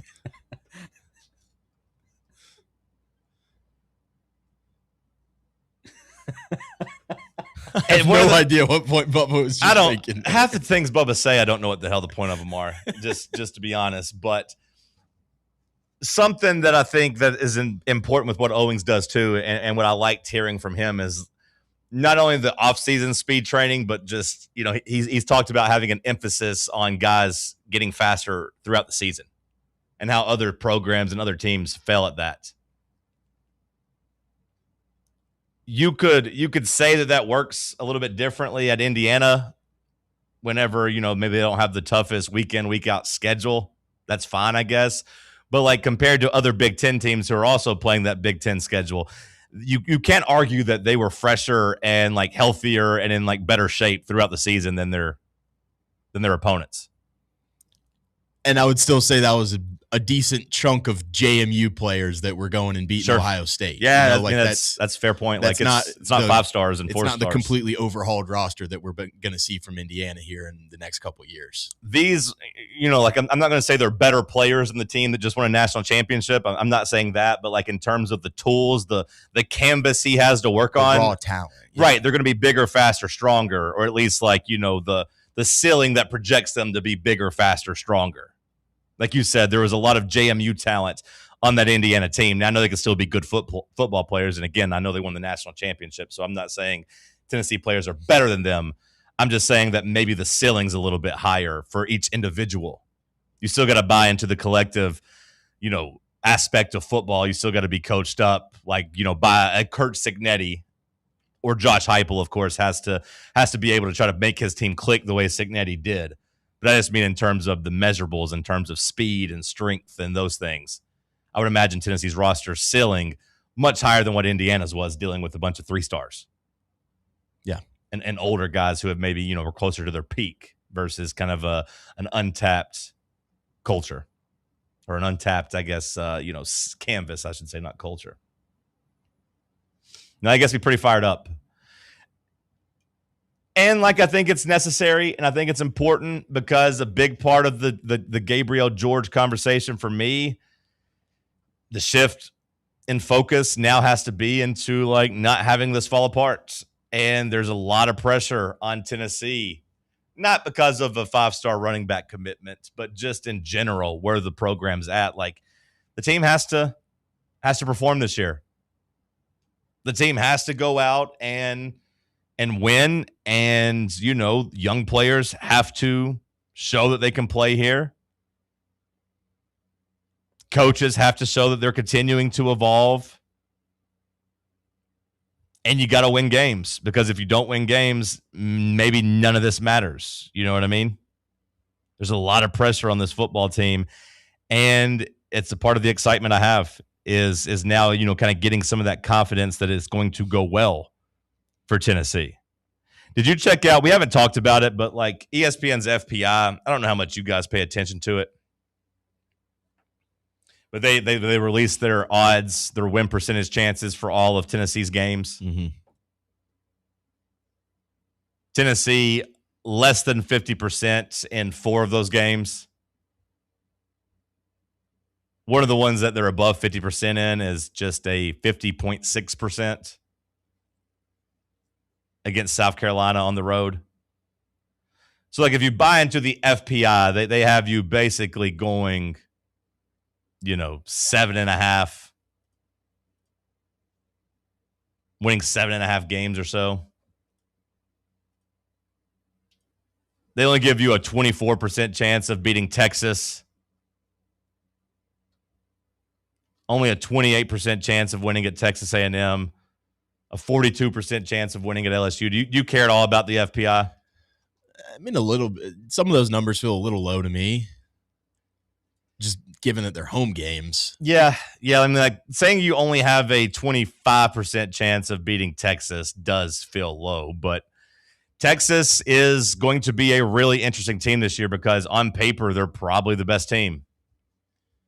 But they still have to come together, and Sarkisian's going to have to navigate and coach. And also, I do think the Ohio State game, strangely enough, Ohio State might have to become a little bit of an ally for Tennessee because I do you think would you rather Texas be coming into Knoxville undefeated with a win against Ohio State, maybe riding a little too high, maybe a little too overconfident? Or coming off of a loss to Ohio State where maybe they're a little deflated and maybe doubting themselves a little bit? I've wrestled with this one. Bubba and I talked about this in a commercial break a couple weeks ago, I think, when he was bringing up the Texas schedule, I think. And I think I sided on them maybe winning the Ohio State game, just coming in a little bit high and mighty, just thinking that it's like, oh, we're running in. If they win that game, they'll be number one in the country. Yeah. You would imagine. Like the number one country will be coming on the road into Neyland Stadium. And maybe it's just like they're kind of overlooking, oh, we beat Ohio State. Well, we can go beat a freshman quarterback type of thing. And maybe there's just kind of the element of surprise that we can get them there. And I think it was more, if they lost that game, the complete desperation factor of like losing potentially 2 games within the first month of the season would just really like derail that season. And that just turns into like a must-win opportunity for them. Bubba, do you remember which side you were on? Not off the top. Do you know what we were talking about just then? Were you listening? Yeah, he referenced Texas, whether or not they lost or win against Ohio State would help or hurt Tennessee. Okay, just making sure. You don't have a take on it, and I think you could argue either side. So like I've been grappling with it myself, and ultimately I think I've just come down to it. It's all kind of irrelevant. Like we won't know the right answer until after the Tennessee game. If they come in undefeated and they kick our ass, they came in with they're a team on a mission. If that's the case. If they come in with a loss and lose to Tennessee, it'd be because like they fell apart as a team. If they come in with a loss and win, it'll be because, their backs were against the wall. But like I do think for me, ultimately, I'll be rooting for Ohio State. SEC Big Ten rivalry aside, their pompousness when it comes to the DGG recruitment aside, I do think that Texas is a little bit unlike other schools where I do think they, to me, always feel like a ticking time bomb. They always feel like they are one bad stretch from like unraveling. Like even as good as Sarkisian's been, like it wouldn't shock me if Sarkisian got fired after this year. And I don't mean that like saying that I think he's going to, but like it would not shock me if you told me they went 8-4, 7-5, and just said, "Hey, that we spend too much damn money for this to happen. Let's get a new coach." Because Sarkisian, I think like 9 wins, they would be saying that. Okay, yeah, okay. 9 wins would feel a little extreme, but like it wouldn't shock me if they're like, "Hey, 9 wins, you squandered Arch Manning, you squandered this team full of first and second round picks. If you couldn't win this year, you're not going to win." Yeah, for sure. But like that to me is just the feeling I have constantly around Texas and Sarkisian. It just always feels like a ticking time bomb where if they lost to that Ohio State game, I could see them losing that game because of Arch Manning and the Arch Manning offseason hype, which I do admittedly buy into more in 2026 than I did in 2025. I didn't buy into it at all coming into last year. This year, him being a year older, him having all those extra games under his belt, I do buy. Him getting Cam Coleman in there, I do buy into them more this year than I did last year. But even with that, if they lose to Ohio State, it'll probably be because Arch Manning, most likely, which would put a lot of pressure on him coming in into the road environment that will be Neyland Stadium going up against him. And I can see them buckling. And if they lose 2 of their first 4 games, I could see that completely coming unraveled. I'm flip-flopping on this because it's like on one hand, I do want them to lose, but then, they get a week to rebound against UTSA, and then that puts a lot of pressure on our game because, after us, they have a bye week. So it's like they would know that they have a week to rest up. So are they willing to pull out all the stops, or are they already, feel backed into a corner where they have to prove themselves again and again, or is the pressure off of them because they already have a loss? Whereas if they beat Ohio State, they're feeling more confident than ever. So they could slip up knowing that they have a bye week and then a potentially very tough game against Oklahoma where they get to host them, or neutral site, but home team. Yeah. So it's just one of those things where it's like we could catch them feeling pretty dangerous and playing loose with, carefree, knowing that they already have that loss off their back. They can just kind of I don't think they'll come in football they want. Or yeah, I think if they lose to Ohio State, I don't buy them coming in loose. They could play a little reserved, knowing that they have a week to rest up. I think if they come in off of a loss, they will have their backs against the wall, like we got to win this game mentality. I don't think that's the one thing I disagree with in terms of just the framing there. I think they'd be a desperate team, which would be a scarier team. But also, like, the ultimate confidence you have of if they beat Ohio State would be pretty good too coming in. So like Texas is going to be a tough game regardless. 24% seems low in terms of our chances of beating them, but it's going to be a huge game for both teams. Tennessee hopefully will be undefeated. We got our first point spread. I don't know if you saw it for the first game. Not super notable, of course, like because the Furman game. Yeah, the Furman game. Yeah. We've had them for the other games. I just mean for the Furman game. Yeah, 47. I was going to say like 43.5 or something. Like 47. So a 50-point win on the table there. That didn't really do much for me either, Sam. I'm just waiting for the Georgia Tech line. I'm very, very interested in that one. Send us a break. We'll come back. We'll continue the conversation. It's Talk Sports on Fan Run Radio. Can't get enough Fan Run Radio? Download the free Fan Run app and take the best Tennessee sports conversations with you wherever you go. What kind of day is it? It's a White Claw day. Grab a pack, grab your friends. Everything else in life can wait. Your friends shouldn't. Let's go. White Claw. Grab life by the claw. Please drink responsibly. Hard seltzer with flavors. White Claw Seltzer Works, Chicago, Illinois.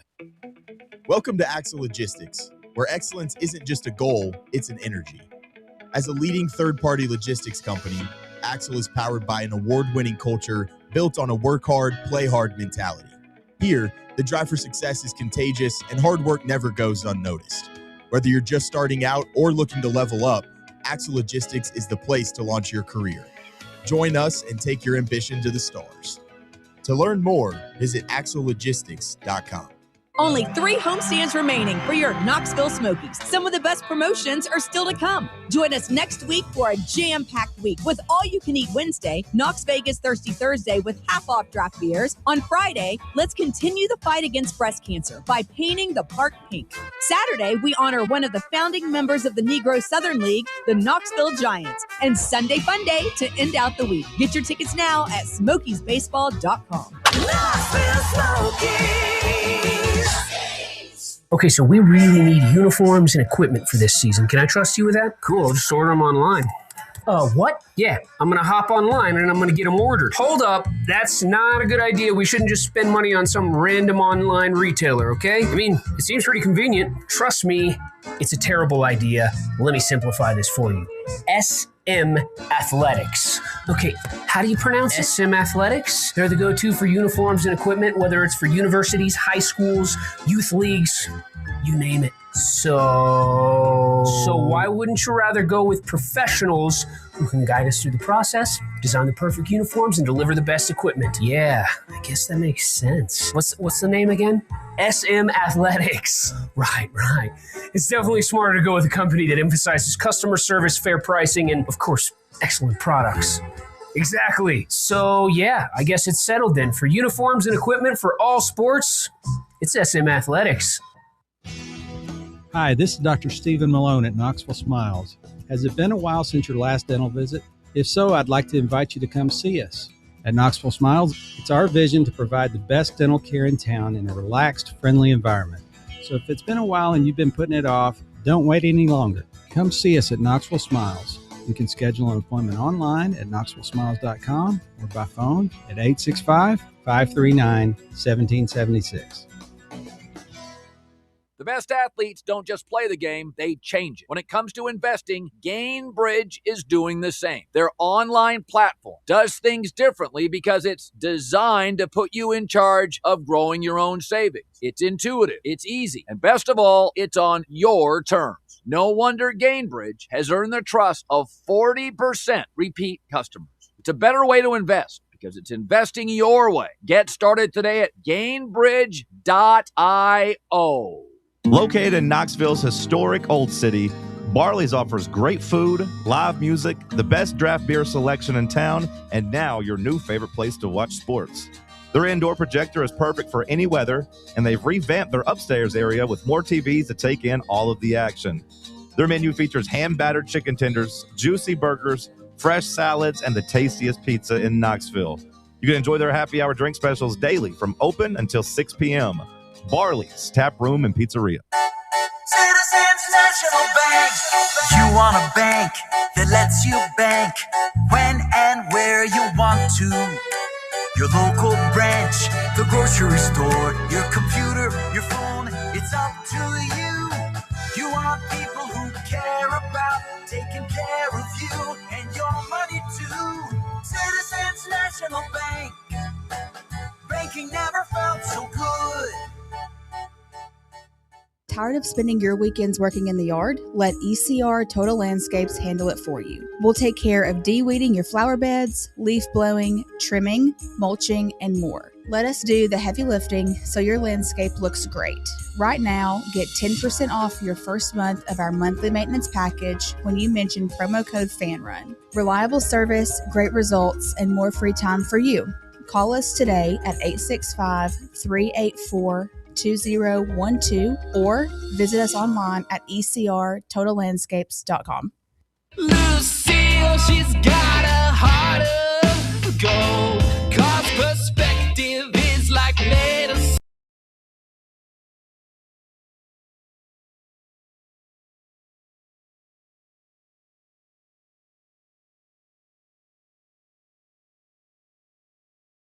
Wrapping up hour number 2 here.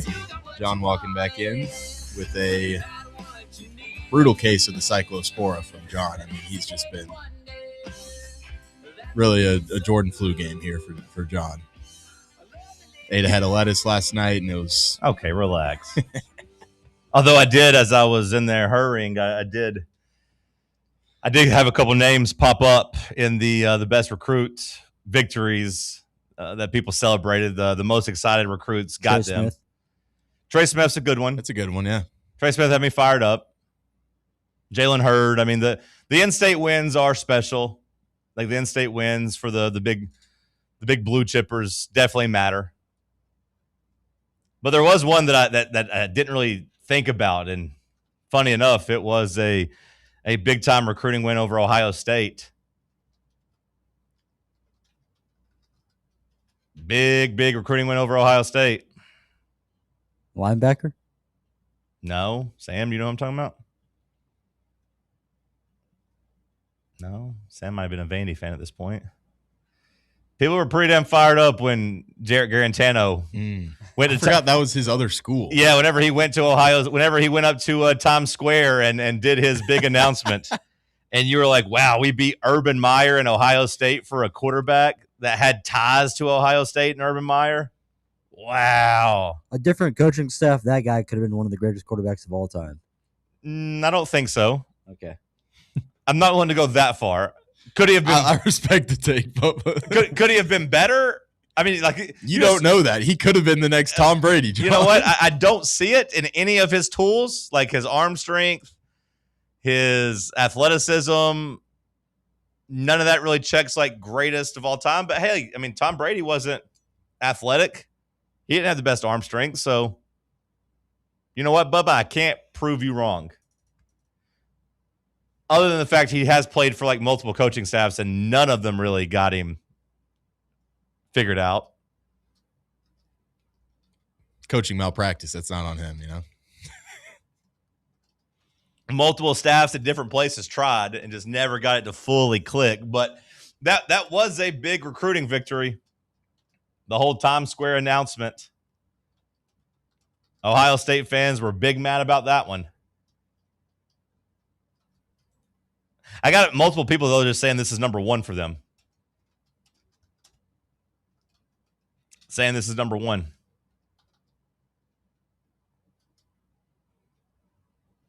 Or at least the biggest since Jonathan Kongbo. Which Jonathan Kongbo, yeah. Oh, yeah. I mean, that was one we paid a lot of attention to. That is one we paid a lot of attention to, for sure. It seems... Now, correct me if I'm wrong. And maybe this is just the way people's minds work. But a lot of these that people are talking about, I don't know what the hit rate on these would be. Like, you consider Jalen Hurd a hit, though, right? Like, Jalen Hurd was a success at Tennessee. Yeah. Right? He was a success. Bryce Brown wasn't. I got a submission for Derek Rogers. I mean, he was a big 5-star.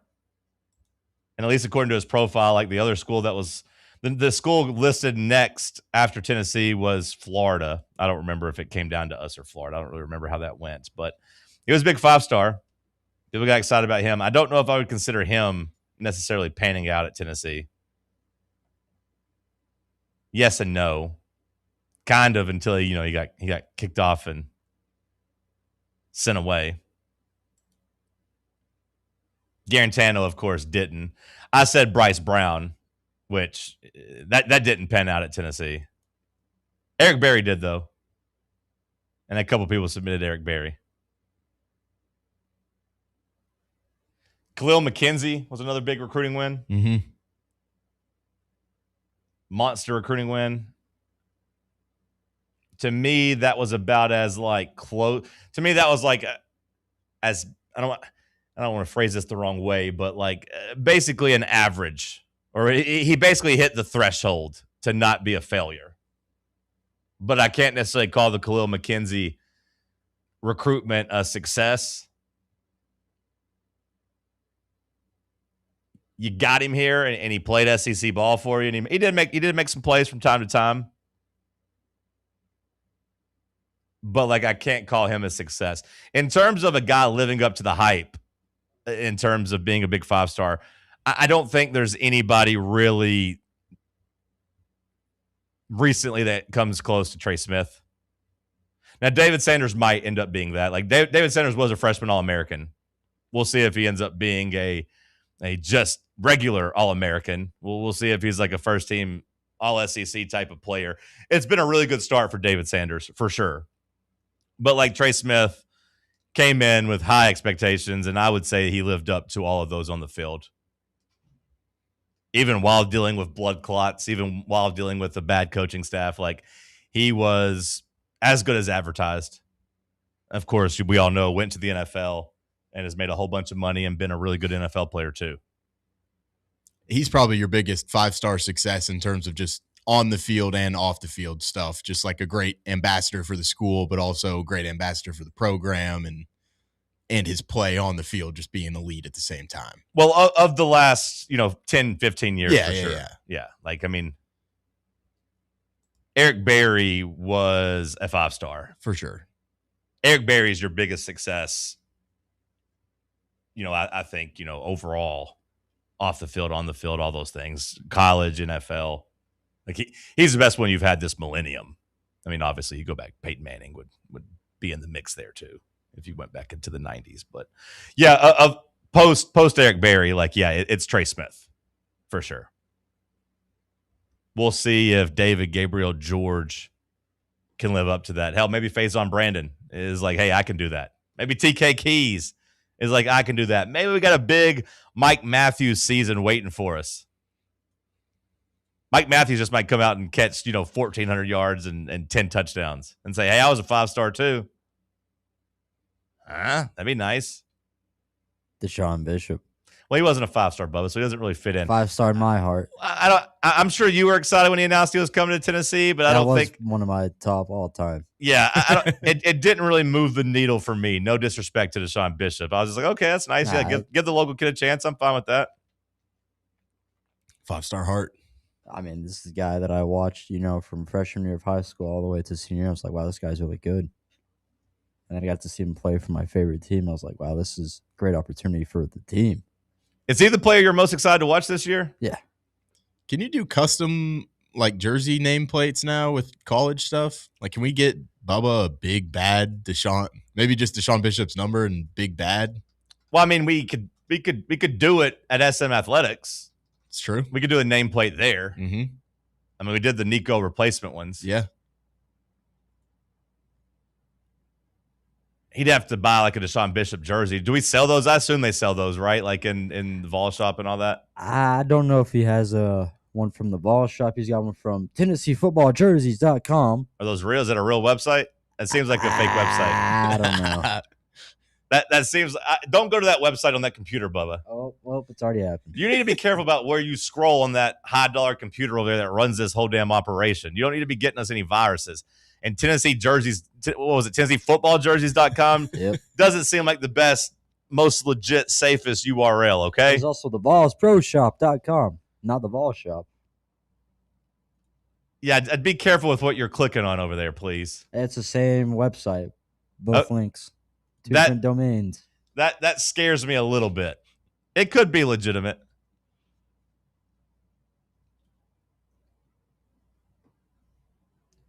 But yeah, we can get Bubba a Deshaun Bishop jersey. Put big bad Deshaun Bishop on there. We could make that happen.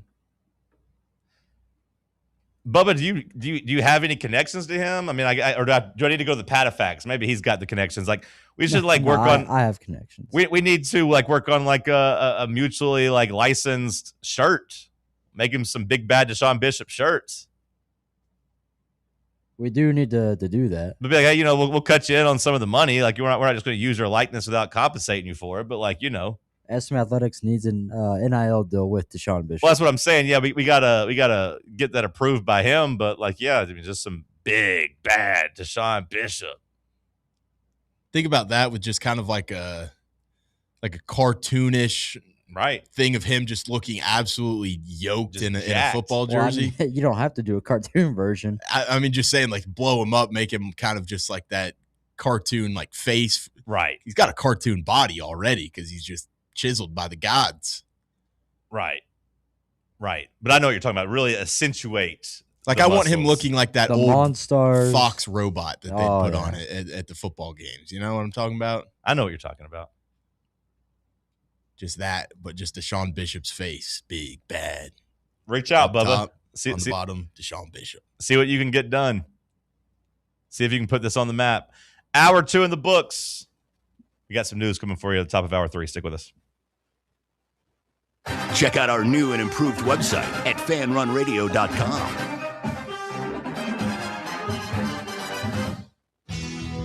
Hi, this is Dr. Stephen Malone at Knoxville Smiles. Has it been a while since your last dental visit? If so, I'd like to invite you to come see us. At Knoxville Smiles, it's our vision to provide the best dental care in town in a relaxed, friendly environment. So if it's been a while and you've been putting it off, don't wait any longer. Come see us at Knoxville Smiles. You can schedule an appointment online at knoxvillesmiles.com or by phone at 865-539-1776. Barley's has live music on weekends, general team trivia on Wednesday nights at 8 p.m., and now live sports trivia courtesy of the Knoxville Trivia Guys every Thursday night upstairs. The game starts at 7 p.m. and is free to play for everyone, so head on down to the Old City and show off your sports knowledge and win gift cards to Barley's. Use those gift cards to buy some delicious food and drinks, and you can take it all in with their wide selection of TVs and indoor projectors. Barley's Tap Room and Pizzeria. Citizens National Bank. Life is more fun with a Good Life account, offering extra benefits, including bank travel. Experience the trip of a lifetime to Ireland. Explore rolling green hills, historic castles, and charming villages across the Emerald Isle. Get in on the fun. Call 865-429-7935 today. Citizens National Bank. Banking never felt so good. Member FDIC. Are you thinking of buying a home but don't know where to start? Well, call VFL Josh Travis, your local mortgage expert with Foundation Mortgage, based right here in Knoxville. Whether it's your first home or your forever home, he'll keep the process simple every step of the way. To get started, visit mortgagebrokerjosh.com or call 423-312-9777 today. Foundation Mortgage Company, LLC is an equal opportunity housing company. NMLS number 1387311. You're listening to FM 105.7 and AM 1340, WKGN Knoxville and W289CU Knoxville, Fan Run Radio. Only 3 homestands remaining for your Knoxville Smokies. Some of the best promotions are still to come. Join us next week for a jam-packed week with all-you-can-eat Wednesday, Knox Vegas Thirsty Thursday with half-off draft beers. On Friday, let's continue the fight against breast cancer by painting the park pink. Saturday, we honor one of the founding members of the Negro Southern League, the Knoxville Giants. And Sunday Fun Day to end out the week. Get your tickets now at smokiesbaseball.com. Knoxville Smokies. The more you listen to your kids, the closer you'll be. So we asked kids, what do you want your parents to hear? I feel sometimes that I'm not listened to. I would just want you to listen to me more often and evaluate situations with me and lead me towards success. Listening is a form of love. Find resources to help you support your kids and their emotional well-being at sounditouttogether.org. That's sounditouttogether.org. Brought to you by the Ad Council and Pivotal. What kind of day is it? It's a White Claw day. Grab a pack, grab your friends. Everything else in life can wait. Your friends shouldn't. Let's go. White Claw. Grab life by the claw. Please drink responsibly. Hard seltzer with flavors. White Claw Seltzer Works, Chicago, Illinois. Round 3. The world's greatest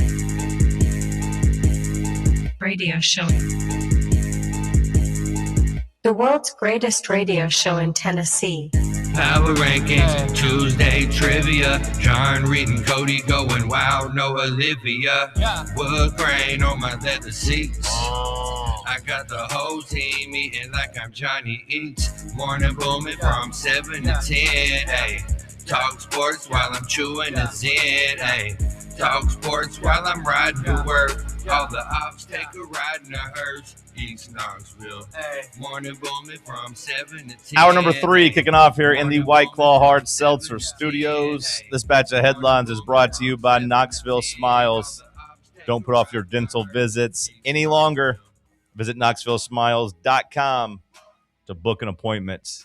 Local dentistry done right. Whatever you need with your teeth, they got you covered. KnoxvilleSmiles.com. Kicking off hour 3 with some news coming out of the NFL. This is from Adam Schefter last hour.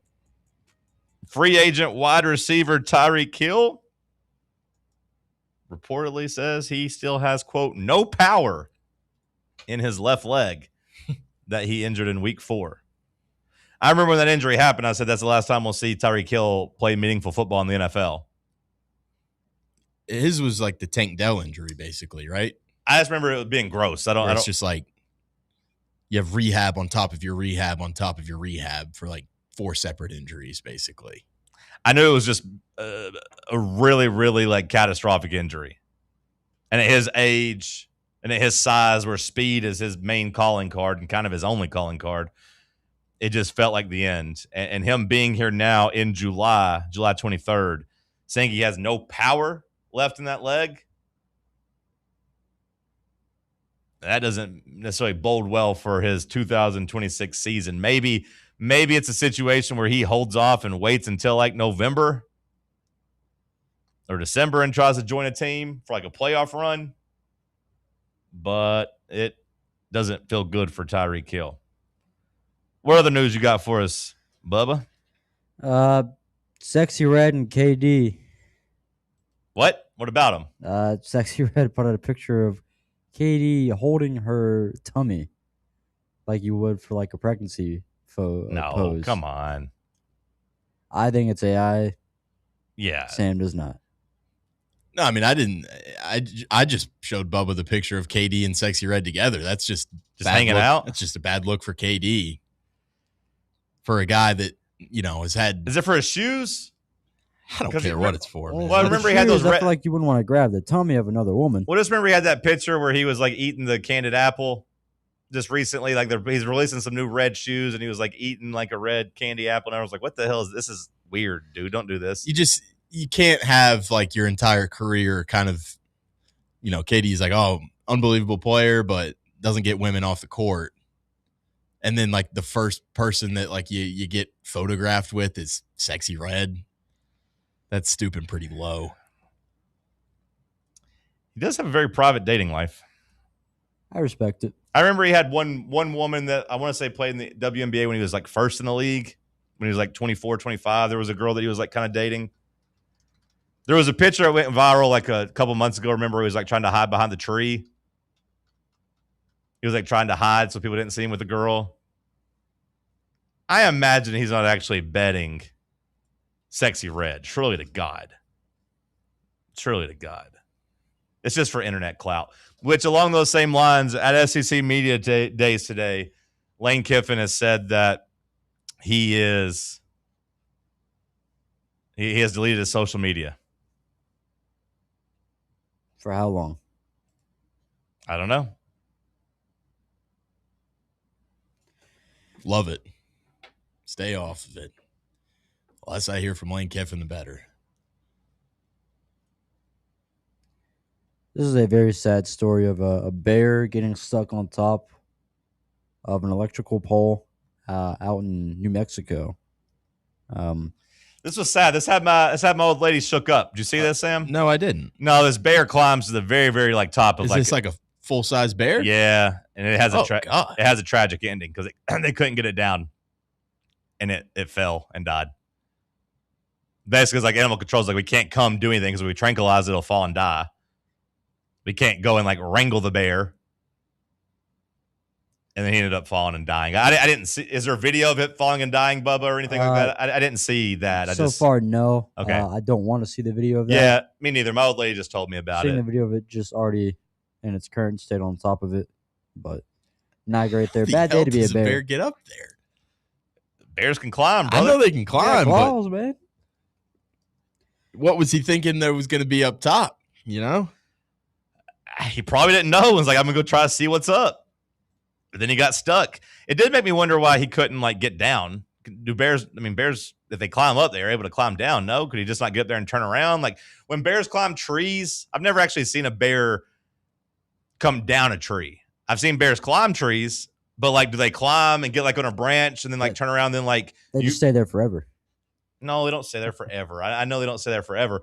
But like, how do they get down out of trees? Do they like turn around and crawl down? They fall. no, I think it's kind of like a fireman going down the pole. Why that's how they get up? just- I've never seen them go down. Have you seen them go down? I think so. Okay. I would because it would make me wonder why he just didn't do that. Like, did he get electrocuted That's what I at was the very going to say. I top? feel like maybe he got electrocuted and Yeah. like his, limbs don't work as well as they were coming up or something like that. Yeah. That is sad. It does say they shimmy down backwards. So yeah, he must have got electrocuted. There's a I like bears, man. I think they're cool too. Yeah, I like bears. I don't like seeing bears die. Now I don't want them like eating me or nothing, but I don't go out in the woods. I let the bear have his domain and I hang out in the house. My mom's got a bear in her retirement community. She like bought plus. I mean, kind of, yeah. I mean, she's 60. When was she born? 65. So no, she's 61. She's old, but not much older than that, I guess. What kind of bear? It's just like a black bear up in the mountains, but like it's sad because it's like up on like a camping site. My mom has like a permanent like camper. I tell her it's a trailer. She gets mad about that because I tell her she lives in a trailer, but she's up there and like there's like a community. Everybody's sitting there, they fish, they do all this stuff, at least in like, 7, 8 months out of the year. I don't know what she'll do in the winter. But there's a black bear just running around and like going into people's trash and eating it. But like it's kind of the community bear. But she said this weekend, like it was like rocking her, like basically trying to get in the door. That's crazy. And she's like, somebody's got to do something about this bear because like it's cute, but like it's gonna eventually hurt somebody. And it runs around with like 2 of its cubs, which eventually something bad's gonna happen. Can't let them get too comfortable. Well, this bear's gotten comfortable. She sent me a video of it like a month ago of it being cute, like rolling around in the trash, but now it like knows that there's food there. So now it like is just coming up around people. And it does feel like there's going to be a tragic ending. Speaking of tragic endings, Joe Mixon told former Bengals teammates that his career is likely over. Also, Fernando Mendoza has not signed his Raiders contract over a signing bonus dispute. They're trying to lowball him? Mendoza's representatives want the signing bonus paid in a lump sum, while Vegas typically does it in installments. I mean, this goes back to the whole Ohio State selling culture thing. Do you treat the number 1 overall pick the same way you treat all your first-round picks? Because like I feel like this is getting off to a bad start. The last thing I would want when the Titans drafted Cam Young would be to play hardball if Cam Young and all, or not Cam Young, excuse me, Cam Ward, not the golfer, Cam Ward. The last thing you'd want them to do is play hardball with them and like start a relationship off on a sour note. Make it a new caveat. Hey, we usually pay it out over time unless you're the number 1 overall quarterback and our franchise guy. But also, like, Vegas keeps coming out and saying they plan on playing Kirk Cousins. And the last update was that they planned on playing Kirk Cousins the entire season. Now, I don't know if I believe that, or like maybe that's what they hope they can do, but Kirk Cousins will not be very good and they'll have to switch, they'll have to switch course. But if you're Tom Brady and you're that ownership group and you're that front office, maybe you don't worry about getting him into the facility and doing all the practices and all the camps and everything because, like, hey, we don't plan on starting him this year anyway, so play hardball with him. It just seems really, really dumb. It seems like the other quarterbacks that were drafted haven't been signed either, besides Carson Beck. Okay. So over similar things? I don't know about that. I just saw. So the Cardinals. Wait, where did Ty Simpson end up? He ended up in the Rams. He hasn't signed a contract. They drafted him in the first round and haven't. I'm just seeing this tweet that says the 6 remaining drafted rookies not yet under contract. All 4 quarterbacks taken in the first 2 days, but Beck is part of that, so he's signed. Yeah. And then it's Jermod McCoy with his injury stuff. That's also the Raiders, right? Yeah.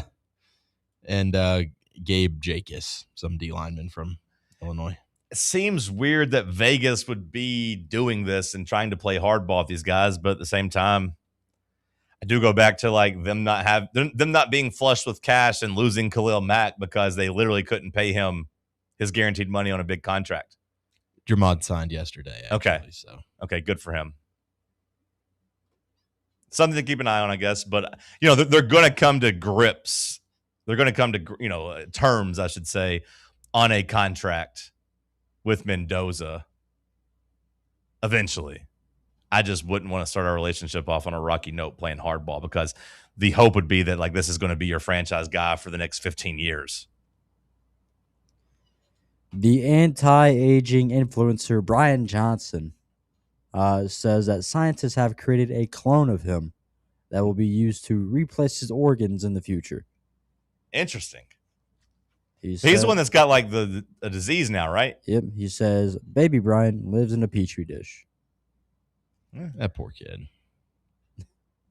I mean, it's a little speck of creativity right now. True. We have Norway. The internet's really going to make fun of this guy when he dies. Yeah, I'll be a part of it. Yeah. Well, you don't know that for sure. You don't know if you're going to outlive this guy. I hope I get the opportunity to. Yeah. he actually could live forever. That'd be egg on my face. Also, egg on my face, too. Bellator and PFL merged. So Bellator is no longer, but PFL is. So, egg on my face for that.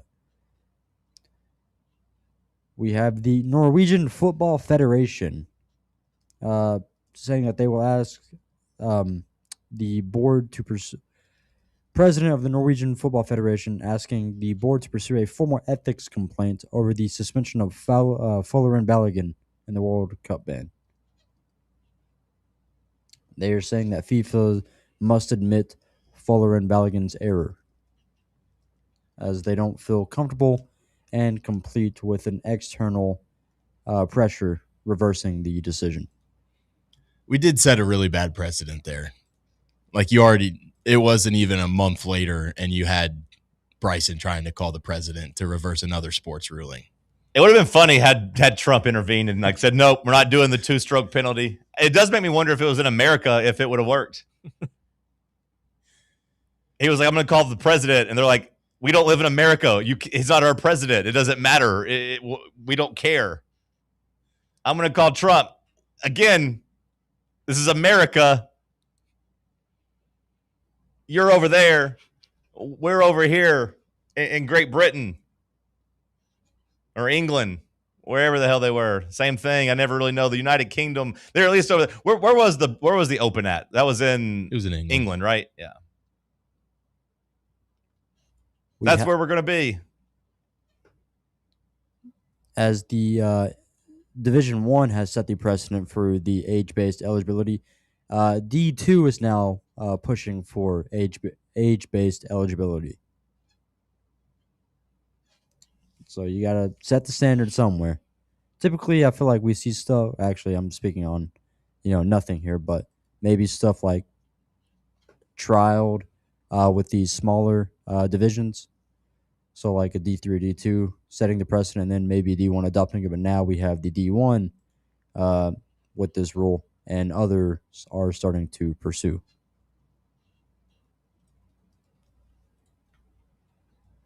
We also have Kane returning for a second stint with the Blackhawks. When you said Kane, I thought you're talking about the mayor. No, not Mayor Kane.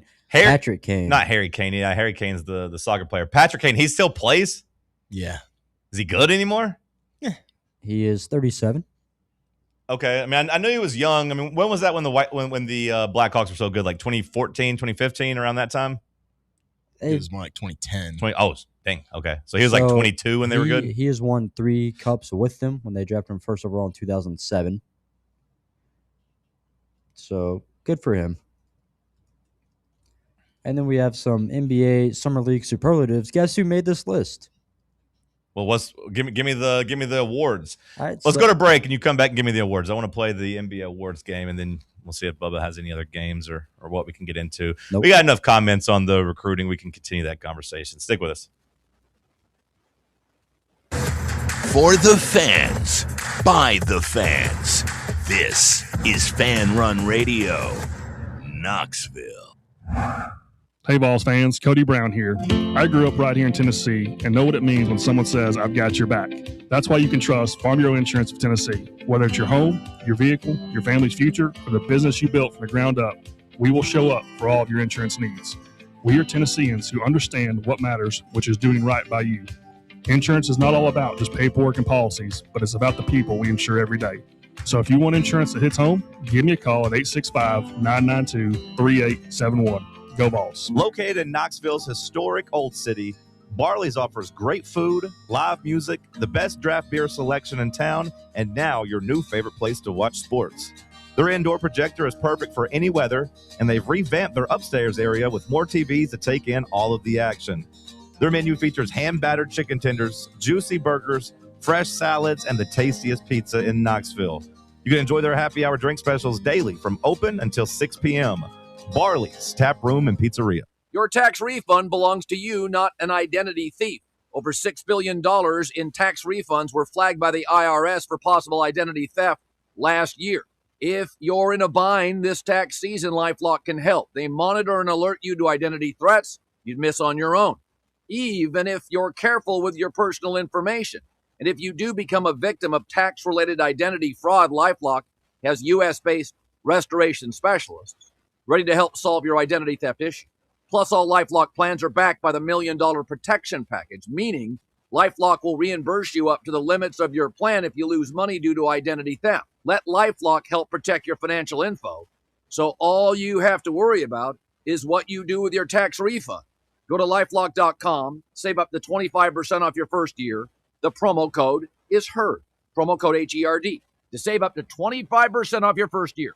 LifeLock.com. Identity theft protection starts here. Are you thinking of buying a home but don't know where to start? Well, call VFL Josh Travis, your local mortgage expert with Foundation Mortgage, based right here in Knoxville. Whether it's your first home or your forever home, he'll keep the process simple every step of the way. To get started, visit mortgagebrokerjosh.com or call 423-312-9777 today. Foundation Mortgage Company, LLC is an equal opportunity housing company. NMLS number 1387311.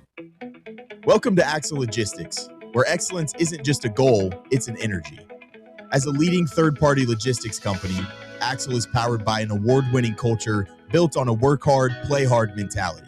Here, the drive for success is contagious and hard work never goes unnoticed. Whether you're just starting out or looking to level up, Axle Logistics is the place to launch your career. Join us and take your ambition to the stars. To learn more, visit axlelogistics.com. A brand built in Tennessee and born from the love of the game, Inward Half revolutionizes golfing comfort. Crafted by a former pro and dedicated enthusiast just like you, our luxury performance wear guarantees you stay cool and comfortable through every swing and every day. We're not just a brand. We've set out to create a lifestyle for those who understand that impeccable style and premium performance are a hole-in-one. Enjoy the walk-in with Inward Half.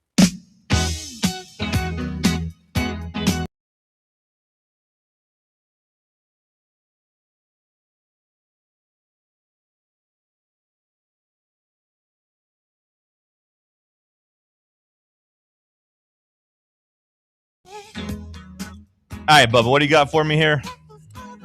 So this is a list of superlatives from the NBA Summer League. Oh. Okay. Disappointed?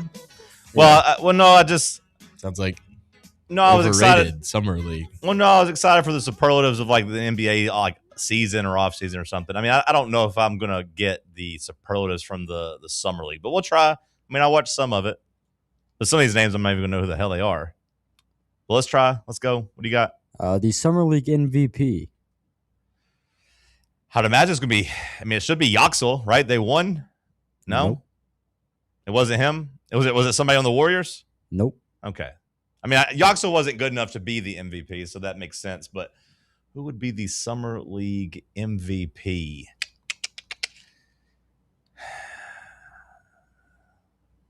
It's not Boozer, is it?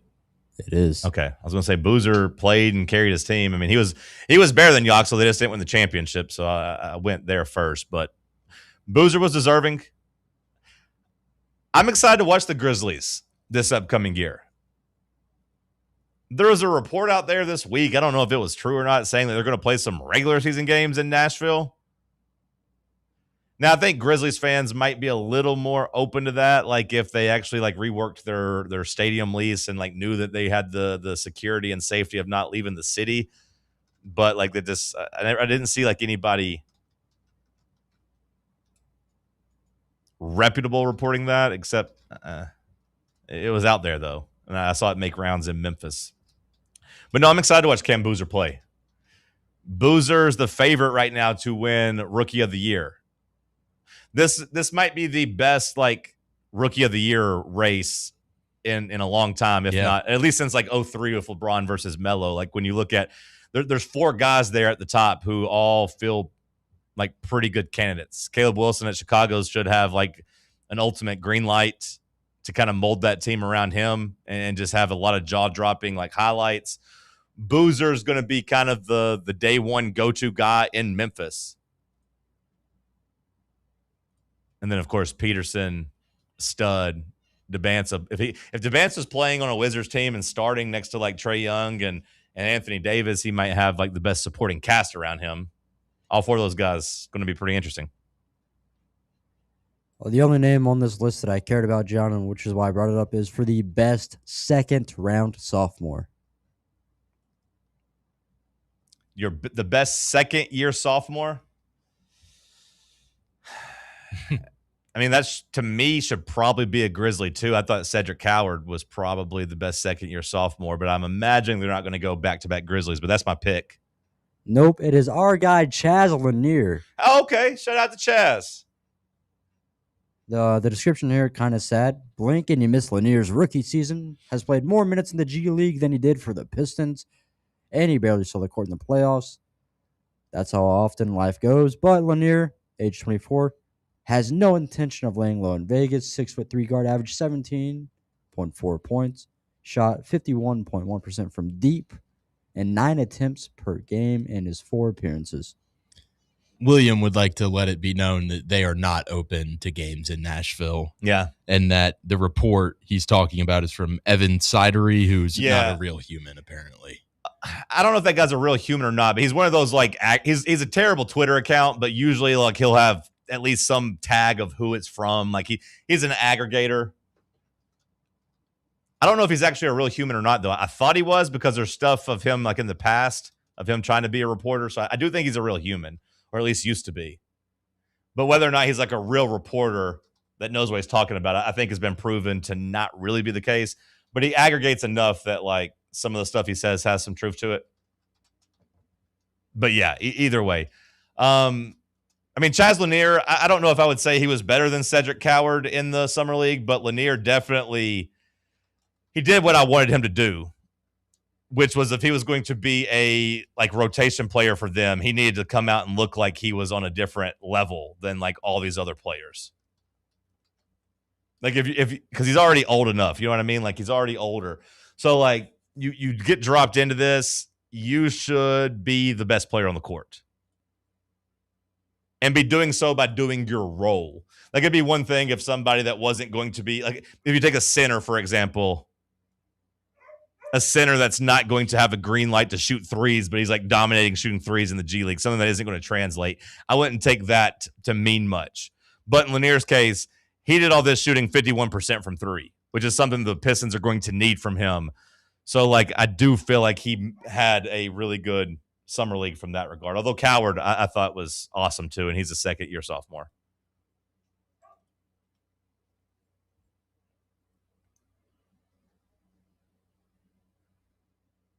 Bubba, I'm pausing, waiting for you. Do you have anything else? I mean, that's the only names I care about. Oh, okay. Well, that's kind of what I thought.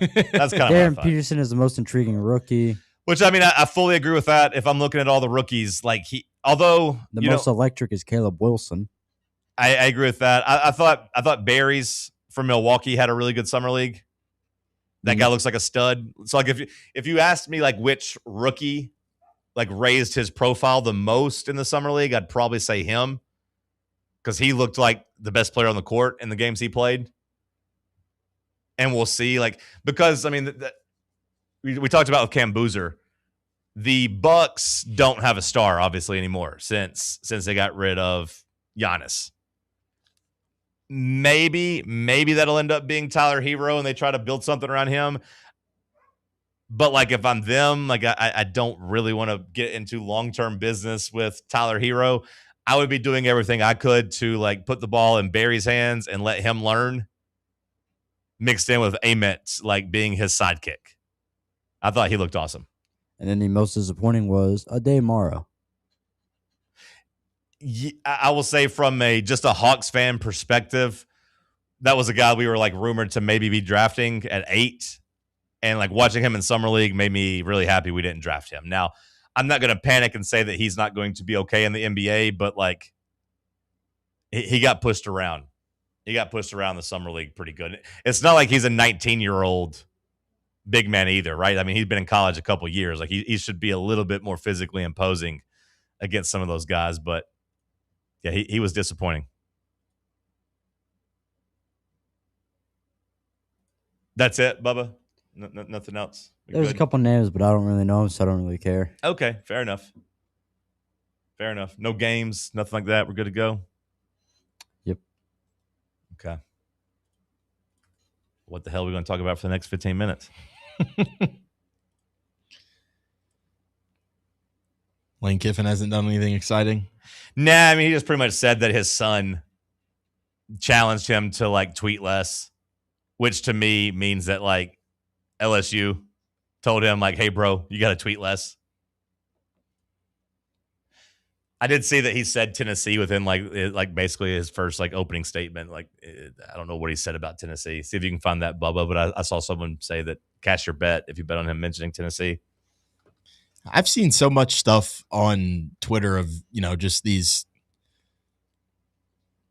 SEC, just sites and stuff like that talking about expectations for year one with Lane Kiffin. And people are saying, like, whoa, you got to pump the brakes. Like, takes time to establish a culture or whatever. I don't buy into that at all. I think the expectations for Lane Kiffin in year one should be sky high for what. I mean, his whole thing was, I can't create a winning program at Ole Miss. Well, you got one win away from playing for a national title with that roster, and you went out and paid a whole bunch of money to go do it at LSU. I would have the exact same like, if I'm an LSU fan, I would not be having 9-win expectations. I'd better be making it to the college football playoff and probably winning at least one game. I go back and forth on it in terms of trying not to be unfair to Kiffin. Well, we regard him as a top 5, top 10 coach in the country. Shouldn't we keep all those coaches in that same light? Well, nobody gets coddled more as a supposed top 5, top 10 coach in the country than Lane Kiffin. No, and I don't necessarily disagree with that. But, like, would you have this same energy if who else is, like, right there with Kiffin in your opinion? Who's number 5? Because I think Kirby's different. I think Kirby and Cignetti are number 1 and 2. Like, if Dan Lanning was leaving Oregon and, like, taking over an LSU that was 7-5 or whatever they were last year, what they end up being last year, 8-4, 7-5, yeah, somewhere in there. you would expect them to be like national championship contenders in year one with Lanning? I would. Okay. I mean, if you say that, then that's fine. I do feel like most of the time, even like when Brian Kelly left Notre Dame to go to LSU, and I acknowledge that there was a little bit different with NIL and transfer portal at that time. I feel like even then, though, he's like, hey, it's going to take a year or two for that to get going. We usually give coaches 1 year to kind of get their everything in line, and we don't usually judge them till year 2. But to be fair, like college football is different than it's ever been before, so it's a little bit easier to win in year 1 than it was. But like, I don't think I give passes to coaches like Kiffin who build their entire roster year to year in the portal. There's no such like there's no thing as like, because I think Heupel had a completely different approach. If he comes into Tennessee, there's scholarship limitations. You can't really sell the program that great. You got to go try and build it through high school and then get big time recruits and then go into the portal. But Lane's entire strategy is, well, I'm going to spend $40 to $60 million a year on some new roster every single year. Well, you're going out and getting proven guys that have proven it at the highest levels in college football. You went out and spent an absurd amount of money on Sam Leavitt to go be your new quarterback, and you're the guy that's supposed to change the projection of quarterbacks. Like, if I'm an LSU fan, I would be 1,000% saying it's college football playoff or bust. I hesitate to sound like I'm a Lane Kiffin apologist because I don't even really like the guy anymore. I used to be a Lane Kiffin apologist back when he was at USC and, like, you know, had those sanctions, and like I think he got kind of railroaded by them. I used to come across as a Lane Kiffin apologist because it kind of was. I don't want to do that now because I don't really like the guy anymore. But I would say the difference in what you said about the transfer portal thing and building it every year, which is 100% fair, I would say that, to me, building it while knowing what the actual holes were are different than trying to build it on the fly. Because, like, wouldn't you say, like, him trying to put this LSU roster together is different because he wasn't at LSU and had, like, relationships or, like, intricate knowledge of, like, what they needed most. Whereas, like, year to year at Ole Miss, he's like, hey, our running back, our wide receivers leaving. Hey, we're going to be a little light on defensive linemen. Let's go scout these. Let's have these ready. He had to do this all on the fly at LSU this year, where, like, he took the job in December, and, like, the transfer portal basically was what? I mean, the first month of January is kind of when you had to have everybody in place. I would say it's a little different than how he did it year to year at Ole Miss. I just think we're treating this year one like LSU is just devoid of talent. No, I agree. I don't think they're devoid of talent. And look, if you're saying it's just make the playoff, I think that's a fair expectation if I'm an LSU fan I have. It's like it was on TV earlier this week where somebody was on First Take saying it's national championship or bust. Yeah, which I wouldn't say that. Okay, I think that's dumb. But if you want to say, hey, they need to find a way to win 10 games, okay.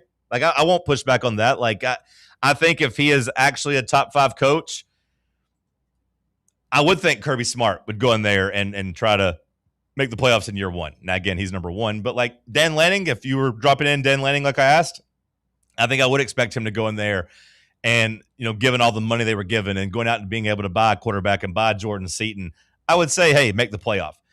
It's just like I don't expect them to, like, win playoff games or be like an actual championship contender. That's where I kind of push back on.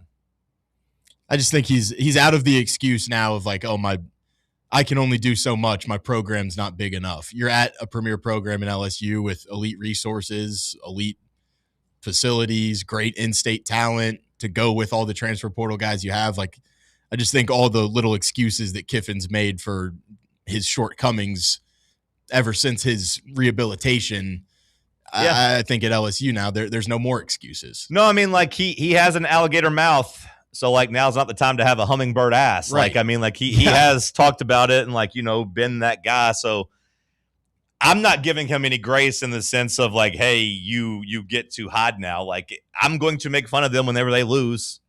Like, the pressure's on them to win. And, like, he can tell me that it's their first road game at LSU whenever he has to go to Ole Miss. And, like, it's not fair because, like, you know, his teams never play on the road together and yada, yada, yada. Doesn't work, brother. Got to go in and win that game.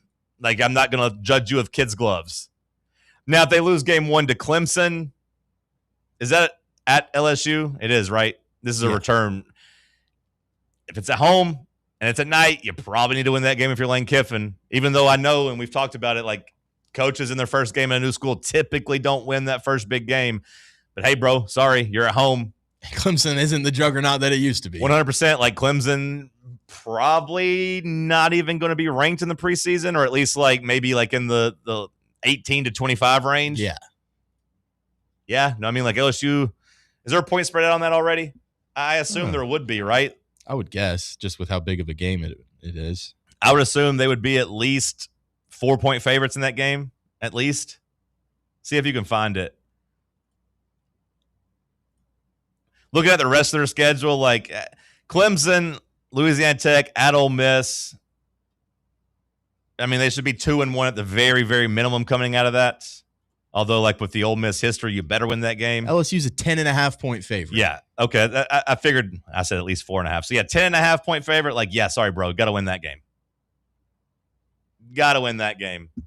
And you better not lose the win to Ole Miss, although I do think they probably will. A&M, McNeese, at Kentucky, Mississippi State, at Auburn, home for Alabama, home for Texas, at Tennessee, at Arkansas. I mean, at Tennessee, at Ole Miss, I think are going to be tricky road games, but like, hey, it's the SEC. Everybody's going to have at least one or two tricky road games.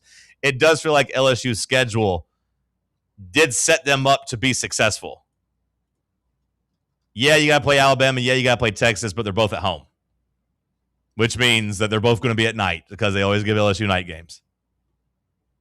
Although they're back-to-back weeks, so maybe they don't give them back-to-back night games 2 weeks in a row. But, like, when we look at our schedule, at Ole Miss, at Tennessee, probably a tougher duo than road games than we have, since our road games are only, what, like A&M and, like, at South Carolina?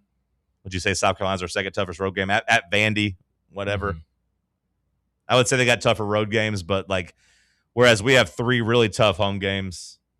No, they have 3 tough home games too: Alabama, Texas, Texas A&M.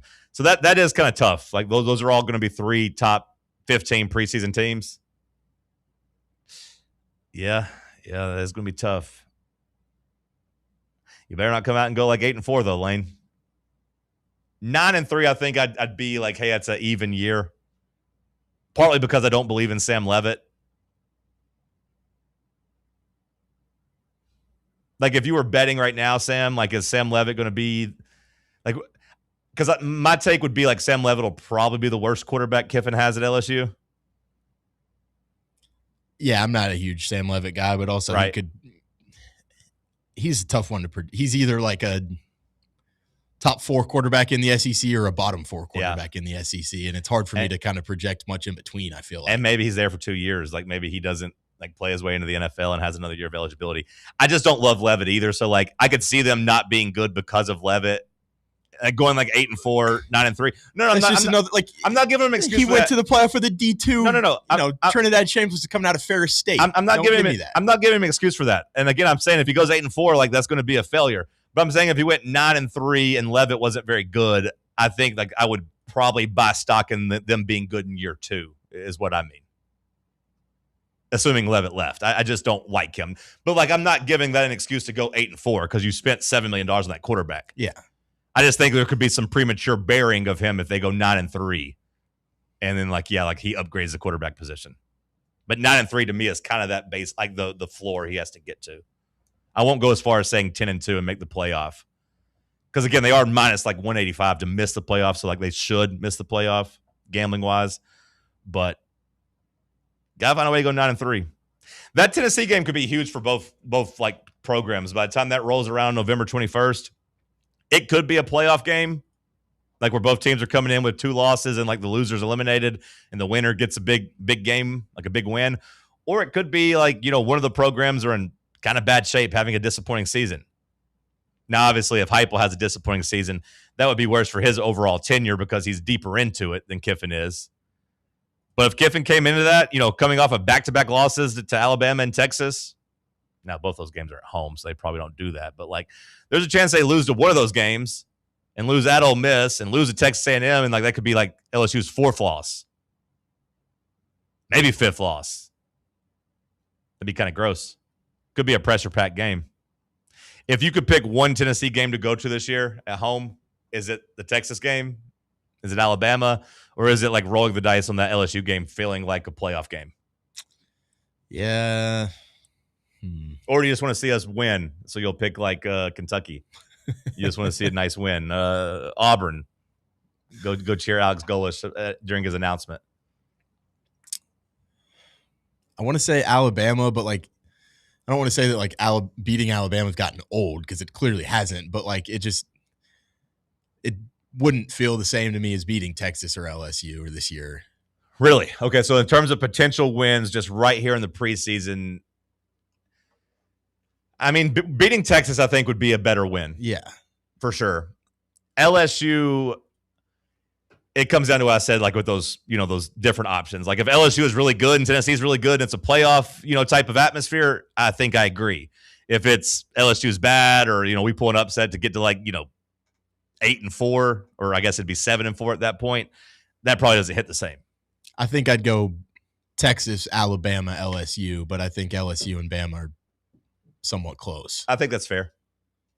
I definitely think if I could get one win this season, the best feeling win this year would be the Texas game.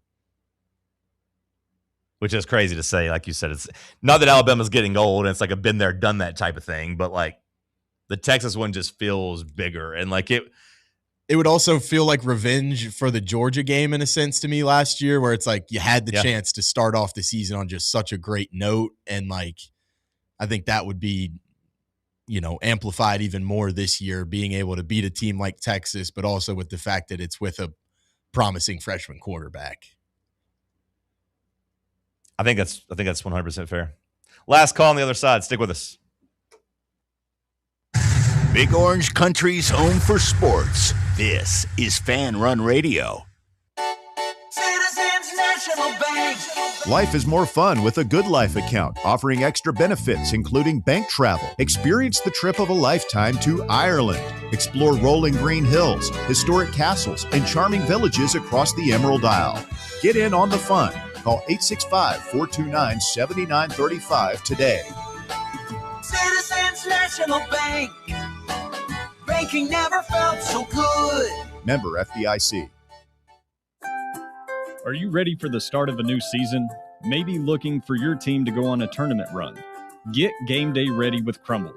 Head on over to your nearest location and pick up 12 pre-selected cookies plus exclusive toppers. When you're looking for dessert options, there's no question about who you should call on. Our listeners already know. Last year, the Dubai chocolate was a home run, along with the brownie batter. Oreo crumb was another crowd favorite. What new flavor will set the standard this season? If you're in the Knoxville area, there are 3 locations ready to serve you: Clinton Highway, Parkside Drive, and Maryville. Download the Crumble app to build your best lineup and vote on the best combos. You can even put your bid in to request a new flavor. Order in the app and slide on over to your nearest location. Tell them Fan Run sent you, and as always, it's for the fans, by the fans. Don't miss the cookies. A brand built in Tennessee and born from the love of the game, Inward Half revolutionizes golfing comfort. Crafted by a former pro and dedicated enthusiast just like you, our luxury performance wear guarantees you stay cool and comfortable through every swing and every day. We're not just a brand. We've set out to create a lifestyle for those who understand that impeccable style and premium performance are a hole-in-one. Enjoy the walk-in with Inward Half. Smoky Mountain Brewery is the place to be for game day. From the moment you walk in, it's wall-to-wall big screens, making Smoky Mountain Brewery the perfect place to watch the Vols or your favorite team in action. With locations in Turkey Creek, Maryville, Pigeon Forge, and Gatlinburg, you're never far away from a great time at Smoky Mountain Brewery. Try one of their world-famous microbrews like Black Bear Ale, Mountain Light, or Cherokee Ale. Juicy burgers, wings that bring the heat, and delicious handmade pizzas made with hand-tossed crust from the freshest ingredients and their own special sauce from a secret recipe, topped off with hand-grated cheese and farm-fresh toppings. And don't forget, those famous microbrews are also available in kegs for your next party or in 6-packs and growlers to go. So grab your crew and head to Smoky Mountain Brewery and tell them Fan Run Radio sent you. Smoky Mountain Brewery. Eat local, eat good. Hi, this is Dr. Stephen Malone at Knoxville Smiles. Has it been a while since your last dental visit? If so, I'd like to invite you to come see us. At Knoxville Smiles, it's our vision to provide the best dental care in town in a relaxed, friendly environment. So if it's been a while and you've been putting it off, don't wait any longer. Come see us at Knoxville Smiles. You can schedule an appointment online at knoxvillesmiles.com or by phone at 865-539-1776.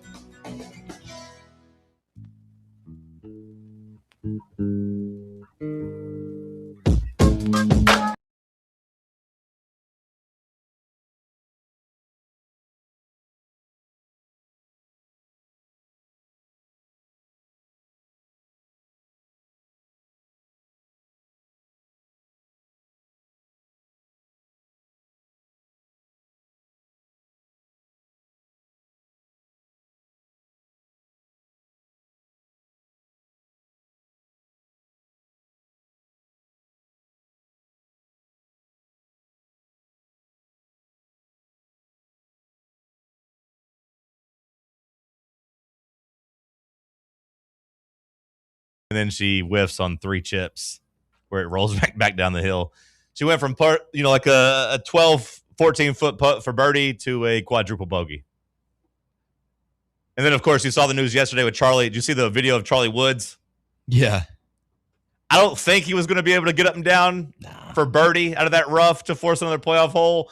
But the video of him trying to chip out of the rough and having someone's phone go off right before he chunks a shot. I did feel bad for the kid.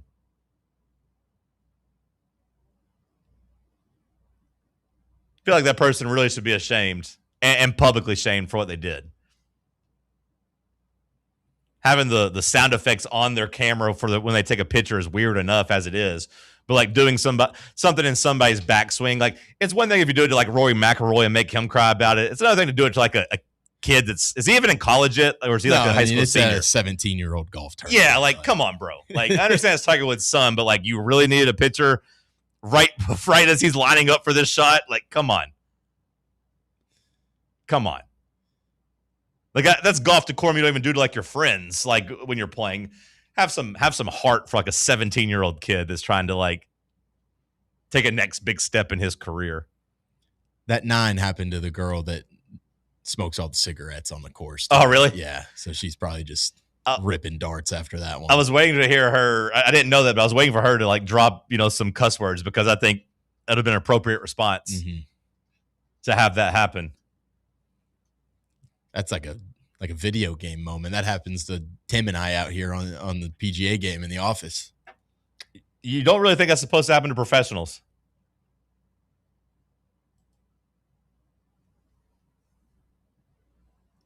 Austin Price teasing a full story about the DGG process, commitments, the whole journey coming out tomorrow. I imagine that'll have some bangers in it. Was told that the recruitment video was done a couple weeks ago. I think he's now talked about that. So like Tennessee felt like they were in a pretty good place the last couple weeks. The money stuff had been signed. They had been told. So I don't think it was as much of a last minute decision for David Gabriel George.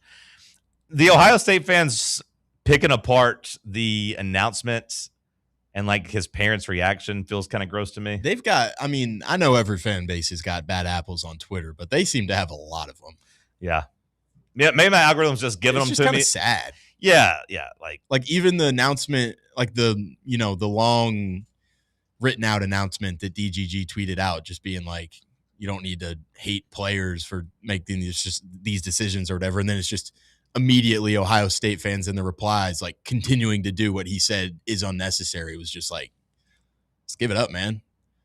Well, like, I thought these 5 stars weren't so important to Ohio State. You get all of them all the time, right? That's it. Like I've been having some fun this week, arguing with them, but like they'll hop in my mentions and be like, all this celebrating for a high school kid. And I'm just like, brother, it's way better than like crashing out and crying over a high school kid. Like you can't keep telling us how unbothered you are by it. Like continuing to talk about it. Some Ohio State I don't care. I don't care about this at all. I don't care at all about this. This doesn't matter to me at all. Tweet 15. This doesn't matter to me at all. this is irrelevant in my life as I'm going to sit here and argue about it for 4 hours. This dude tweeted at me yesterday, like, I'll enjoy Legend Bay. And I was like, I think if you told me back in December I got my choice of Legend Bay or DGG at running back, I know which one I'm choosing. That's 100% a fair rebuttal. Like, I mean, he's going to play for them this year, and he's probably going to be good, but, like, he's running with, like, their second team, I'm pretty sure. Like, he'll be a good running back there, but I think if you asked every Tennessee fan, they would much rather have had David Gabriel George. I imagine if you asked Ohio State fans, they would pretty much say David Gabriel George because their team, I mean, there have been some sane Ohio State fans that have been like, we literally built 2 recruiting classes at running back around this guy. Like, this is a big miss. Like, we can't act like we're not upset that we didn't get him. Like, this was our whole plan. I did see an Ohio State recruiting account. It was the first, like, anti-Ryan Day agenda that I've seen where it was like, what does Ohio State do now after burning 2 years of recruiting on this guy, basically? Well, I think it comes from their writers, man. They have a weird group of, like, their version of VolQuest. Like, they take things personally, and, like, they are apparently not plugged in because, like, that to me has been the biggest shock of, like, their reporters and, like, their fans that claim to care this much. The fact they got to this week and, like, we're surprised that, like, Adidas was involved apparently in this, and then, like, Tennessee had this big offer. Like, yeah, we knew he had that offer. Like, that's why Tennessee people felt pretty confident they were going to get him. Did your reporters just not tell you about that? Like, did you not realize that you were going to be, like, outclassed when it came to this? But, like, yeah, there's just the reporters arguing, like, right now, like, talking about with Legend Bay, and like, one of the users was like, they need to start expecting Tennessee to do absolutely anything to land a top recruit and act accordingly. And then the guy's like, yeah, I don't know all the details of Legend, but they need to be prepared for this against Tennessee. Another guy said, I'd agree. When going against Tennessee, as long as the rules are as loose as they are, they need to expect everything and prepare accordingly. Acting like Tennessee's doing some, like, nefarious things to land this recruitment, to land this commitment. Like, it was a mistake to get this far into a recruitment against a school like Tennessee in particular and not expect those things to start being offered. They just experienced it 2 years ago. Like, what do you mean? Like, getting somebody a house or helping, like, with transportation? That's not a new thing, brother. But yeah, that comes from, like, their version of Austin Price and Brent Hubbs. Like, those guys should have a little bit more class than to get down and roll around throwing insults. Especially from a school that tricked Quinn Ewers. Like, that whole thing needs to be brought up. And it's kind of on me for not bringing it up during my arguments the last couple of days. But, like, they keep acting like they're not above buying a player or, like, only want players that, like, want to be there. And we don't pay unproven talent. They gave Quinn Ewers $1.4 million when he to skip his senior year of high school. To, like, leave as a junior and reclassify and come play for them, be a part of their team. Whenever, like, it was very widely known that the Texas kid's dream school was Texas, but Texas wouldn't let him make any money at his age. So he's like, I'm going to go sign this $1.4 million deal at Ohio State. So don't tell me you guys don't buy players and that you only want players that want to be there and yada, yada, yada. You paid a 17-year-old $1.4 million.